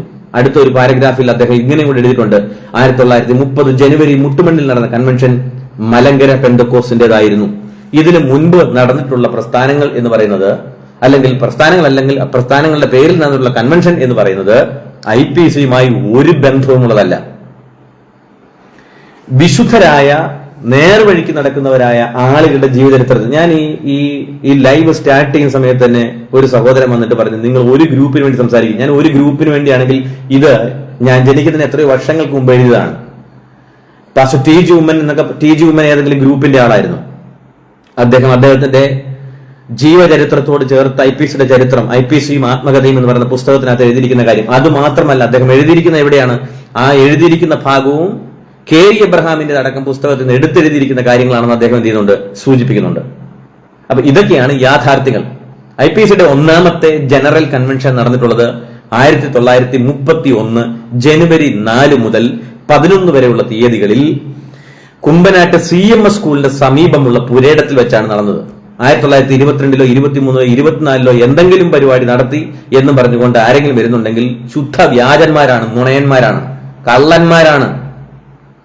നടത്തിയിട്ടില്ലാത്ത സുവിശേഷ പ്രവർത്തനം നടത്തി എന്ന് വാദിക്കുന്നത് നമ്മുടെ മുമ്പിൽ കള്ളത്തരം മാത്രമല്ല, ദൈവത്തിന്റെ മുമ്പിലും കള്ളത്തരമാണ്. ഏത് വലിയ അപ്പച്ച നടത്തിയാലും, ഏത് കൊമ്പത്തെ അപ്പച്ച നടത്തിയാലും നടത്തിയിട്ടില്ലാത്ത സുവിശേഷ പ്രവർത്തനം എണ്ണം പറയുന്നെങ്കിൽ അത് വ്യാജത്തിന്റെ ആത്മാവിലാണ്, ദുരാത്മാവിലാണ്.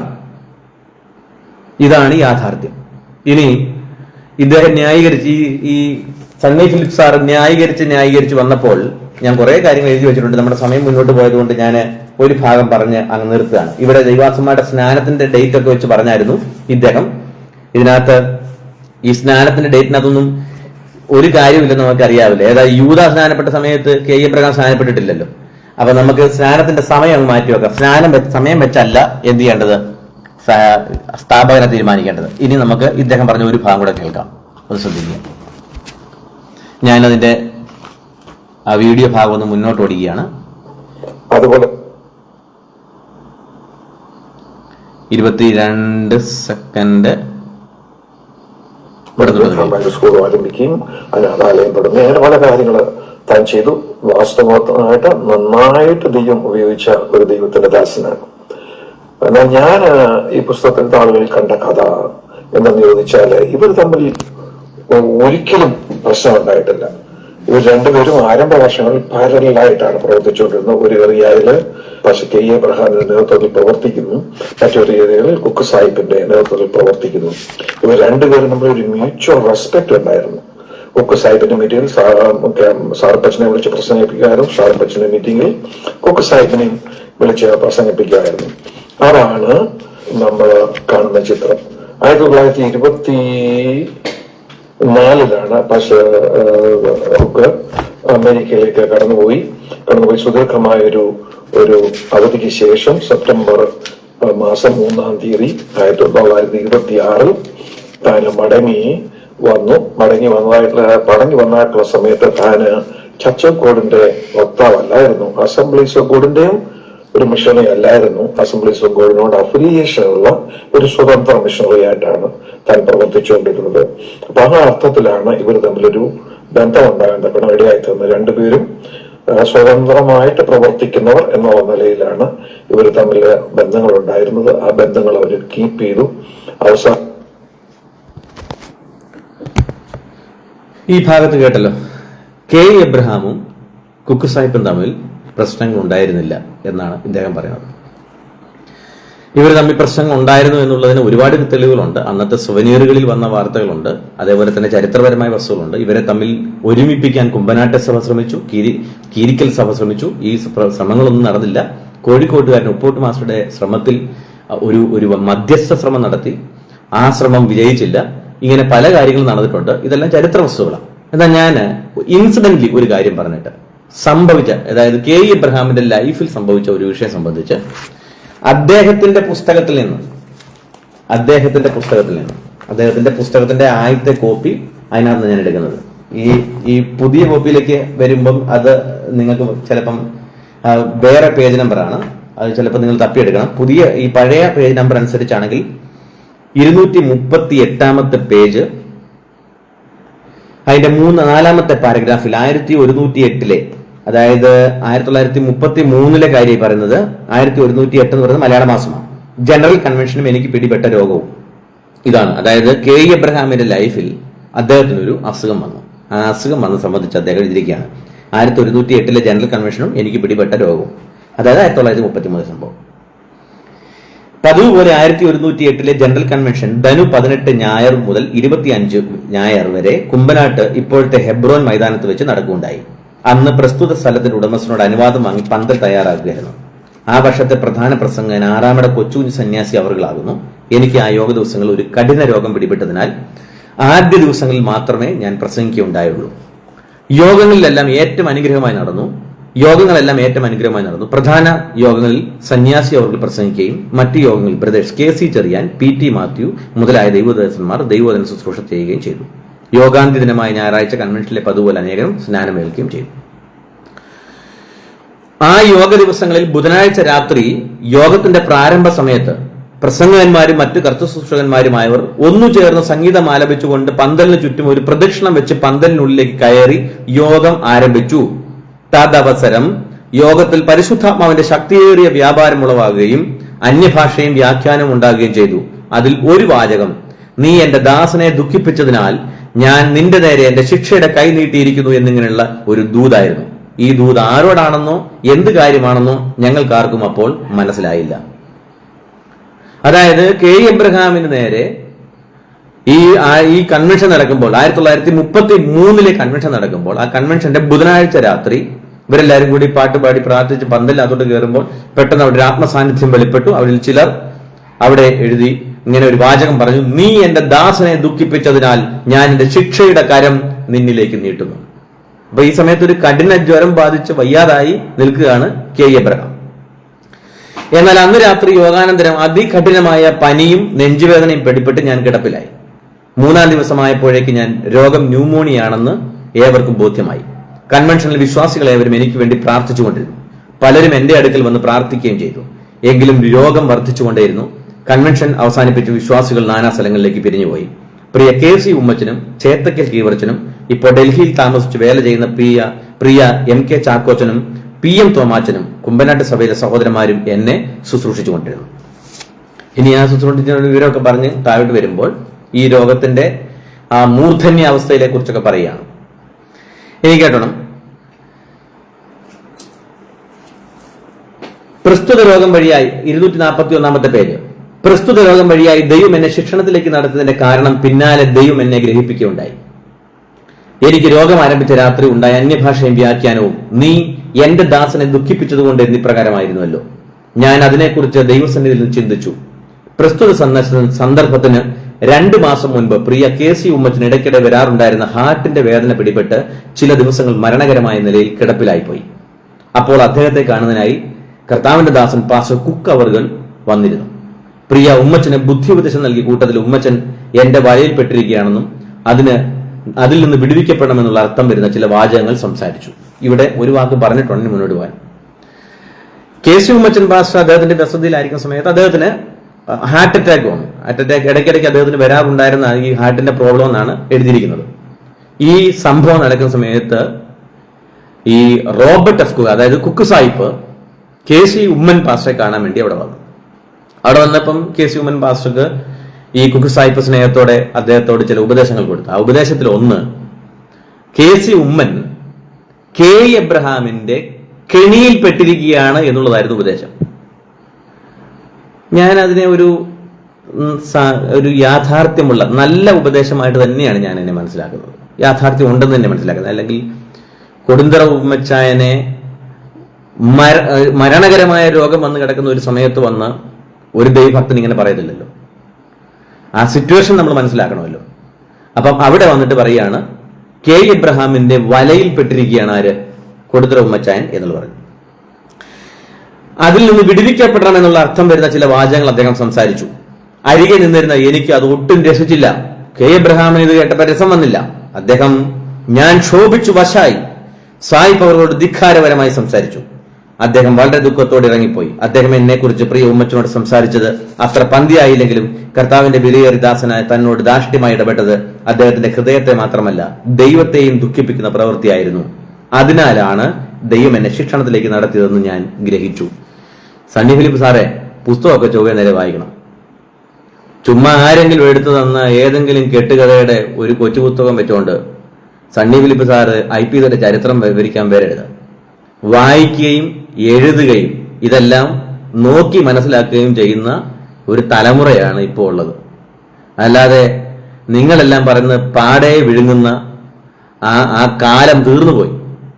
നേതാക്കന്മാരെ ദൈവമായി കാണുന്ന, അപ്പച്ചന്മാരെ വിഗ്രഹമായി കാണുന്ന ആ തലമുറ തീർന്നു.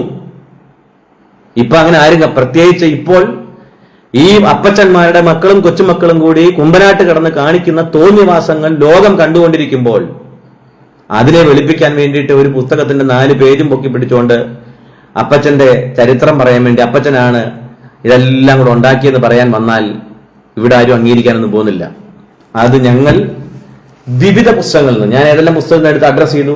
K എബ്രഹാം പാസ്റ്റർ എഴുതിയ പുസ്തകം, അതേപോലെ തന്നെ VT തോമസിന്റെ ചരിത്രം, അതായത് കുന്നത്തുംപേര കുട്ടിയച്ചന്റെ ജീവചരിത്രത്തിന്റെ പുസ്തകം, അതേപോലെ തന്നെ കേരള പെന്തക്കോസ്ത് ചരിത്രം സായിച്ചായന്റെ പുസ്തകം, ഇനി അതുകൂടാതെ കൊടുന്തറ ഉമ്മച്ചായന്റെ പുസ്തകം, ഇനി കുക്ക് സാഹിബിനെ കുറിച്ച് നിങ്ങൾ പറയുന്ന എടുക്കാനാണെങ്കിൽ റോബർട്ട് എഫ് കുക്കിന്റെ പുസ്തകം.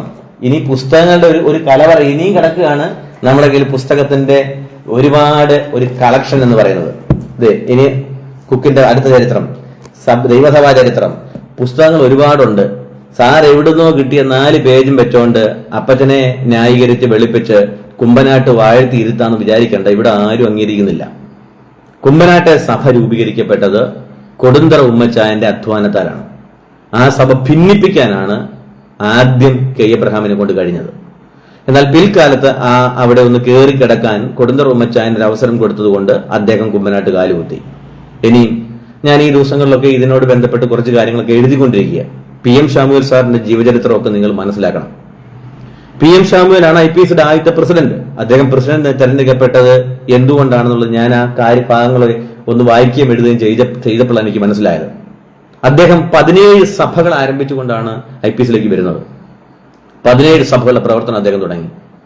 ആ സമയത്ത് K എബ്രഹാം എന്ന് പറയുന്ന വ്യക്തി ആരംഭിച്ച കീരിക്കിലെ സഭ പോലും കൂടെയില്ല. ആ സഭ തന്നെ കൈവിട്ടു.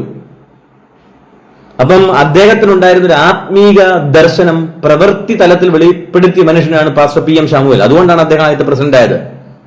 ഈ സണ്ണി ഫിലിപ്പച്ചാൻ ഇതിനകത്ത് പറയുന്നുണ്ട്, അദ്ദേഹം ആന്ധ്രയിലായിരുന്നുകൊണ്ട് പിടിച്ചങ്ങ് പ്രസിഡന്റ് ആക്കിയതാണ്. അങ്ങനെ പിടിച്ച് പ്രസിഡന്റ് ആക്കിയതൊന്നുമല്ല. അദ്ദേഹത്തിന്റെ നേതൃത്വത്തിലാണ് ഭരണഘടന എഴുതിയത്, അദ്ദേഹത്തിന്റെ നേതൃത്വത്തിലാണ് സമിതി തെരഞ്ഞെടുത്തത്, അദ്ദേഹത്തിന്റെ നേതൃത്വത്തിലാണ് രജിസ്ട്രേഷൻ നടത്തിയത്. അതുകൊണ്ട് നിങ്ങൾ കെ എബ്രഹാമിനെ വെളുപ്പിച്ച് അപ്പച്ചൻ ഒറ്റയ്ക്കായത് ഉണ്ടാക്കിയെന്ന് പറയണമെങ്കിൽ അത് വിശ്വസിക്കാൻ മാത്രം പൊട്ടന്മാരൊന്നുമല്ല. കാരണം അവരടക്കം എഴുതിയിരിക്കുന്ന പുസ്തകങ്ങൾ ഇന്ന് ലഭ്യമാണ്. ആ പുസ്തകങ്ങൾ വായിച്ചു നോക്കിയാൽ മനസ്സിലാക്കാൻ കഴിയും, ഇത് അനേകം ദൈവദാസന്മാരുടെ കണ്ണുനീരിന്റെ വിലയാണ്, അധ്വാനത്തിന്റെ വിലയാണ്. ഇതിന്റെ മൂലധനം കൊടുന്തർ ഉമ്മച്ചാനാണ്. ഇതിനെ നട്ടത് ദൈവം, ഇതിനെ വളർത്തിയത് ദൈവം എന്ന് ആ നിലയിൽ നിങ്ങൾക്ക് മനസ്സിലാക്കാൻ കഴിയാതെ ഇത് മുഴുവൻ അപ്പച്ചന്റെ ഔദാര്യം എന്ന രീതിയിൽ കൊണ്ടുവച്ചാൽ സുബോധമുള്ള ജനം, എഴുത്തും വായനയുള്ള ജനം, പുസ്തകങ്ങൾ വായിച്ച് വസ്തുതകൾ, ചരിത്രങ്ങൾ മനസ്സിലാക്കിയ ജനം അംഗീകരിക്കത്തില്ല. അതുകൊണ്ട് സണ്ണി ഫിലിപ്പ് സാറ് പറഞ്ഞ പോലെ ഇതിനകത്ത് ഒത്തിരി, പിന്നെ കൺവെൻഷന്റെ എണ്ണമൊക്കെ ഞാൻ കൺവെൻഷൻ എന്നാ തുടങ്ങിയെന്നുള്ളത് ഞാൻ വായിച്ചു കേൾപ്പിച്ചല്ലോ. ഞാൻ പറയും, പെന്തക്കോസ്റ്റിനകത്ത് ഇനി ഈ IPCക്കകത്ത് ഇനി ഒരു മാറ്റം വരണമെങ്കിൽ നിങ്ങൾ ഈ വർഷാവർഷം നടത്തിക്കൊണ്ടുവരുന്ന കൺവെൻഷന്റെ എണ്ണം കൃത്യമായിട്ട് ആദ്യം ഈ നേതാക്കന്മാർ കൊണപ്പെടണം. അതിനകത്ത് ഒട്ടുമിക്ക നേതാക്കന്മാരെ എടുത്ത് വലിച്ചു വെളി കാണണം. അത് ഇന്ന വിഭാഗമൊന്നുമില്ല, മാനസാന്തരപ്പെടാത്തവരെ പുറത്തു കാണണം. എന്നേച്ച് അവരൈക്യമത്യപ്പെട്ട് നിന്നുകൊണ്ട് എന്നാണോ IPC ആരംഭിച്ചത് അന്ന് മുതൽ ഉള്ള വസ്തുതകൾ അടിസ്ഥാനമാക്കി IPCക്ക് വേണ്ടി പാരമ്പര്യം പറയും. പാരമ്പര്യം പറഞ്ഞിട്ട് ഒരു ഗുണവുമില്ല. അഥവാ നിങ്ങൾ വ്യർത്ഥ പാരമ്പര്യം പറയുന്നെങ്കിൽ, ഈ ഇത്ര വർഷമായി എന്നൊക്കെ പറയുന്നെങ്കിൽ അത് കൃത്യമായത് പറയണം. കള്ളത്തരം പറയരുത്, നുണ പറയരുത്, ജനത്തെ പൊട്ടന്മാരാക്കരുത്. അത് ദൈവസഭയെ നിങ്ങൾ മണ്ഡലനാക്കാൻ ശ്രമിക്കുന്നിടത്തോളം അത് നിങ്ങൾ ദൈവത്തെ ആക്ഷേപിക്കുന്നതിന് തുല്യമാണ് എന്ന് മനസ്സിലാക്കണം. അതുകൊണ്ട് പറയട്ടെ, ന്യൂയോർക്കിലുള്ള സുവിശേഷ പ്രവർത്തനങ്ങൾ അല്ലെങ്കിൽ ഇന്ത്യ പെന്തക്കോസ്ത് ദൈവസഭയുടെ റീജിയൻ പ്രവർത്തനങ്ങളെ ഭിന്നിപ്പിക്കാനും IPC NRI എന്ന് പറയുന്ന തട്ടിപ്പ് സംഘടന രൂപീകരിക്കാനും വത്സൻ അബ്രഹാമിന്റെ കൂട്ടത്തിൽ കൂടി കാണിക്കുന്ന വഷളത്തരത്തിന് അദ്ദേഹത്തിന് ഒരു പ്രാതിനിധ്യം ലഭിക്കാൻ വേണ്ടി സണ്ണി ഫിലിപ്പ് സാറ് ഇങ്ങനെ ബംഗ്ലാവ് ന്യായീകരണം കൊണ്ട് ഇറങ്ങിയ ചരിത്രത്തിന് 10 പൈസയുടെ വിലയില്ല. തിരുമിയിട്ട് വലിച്ചെറിഞ്ഞ ചിരട്ടയുടെ വില പോലും ഇല്ല. അത് ആദ്യം മനസ്സിലാക്കുക, ചരിത്രം വായിച്ചു നോക്കുക. ഇത്രയൊന്ന് പറയാൻ വേണ്ടിയാണ് ഞാൻ വന്നത്. ഇനി ഇദ്ദേഹത്തിന് ഈ വിഷയത്തിനകത്ത് എങ്ങാനും മറുപടി വല്ലതും പറയാനുണ്ടെങ്കിൽ പറയട്ടെ, അന്നേരം അതിന്റെ റിപ്ലൈ ഞാൻ നൽകുന്നതായിരിക്കും. Thank you. എല്ലാവരെയും ദൈവം അനുഗ്രഹിക്കട്ടെ. സത്യമായി തന്നെ നമ്മൾ മനസ്സിലാക്കണം, ആരുടെയും വ്യാജത്തിന് വില കൊടുക്കേണ്ട കാര്യം ഇല്ല. God bless you all.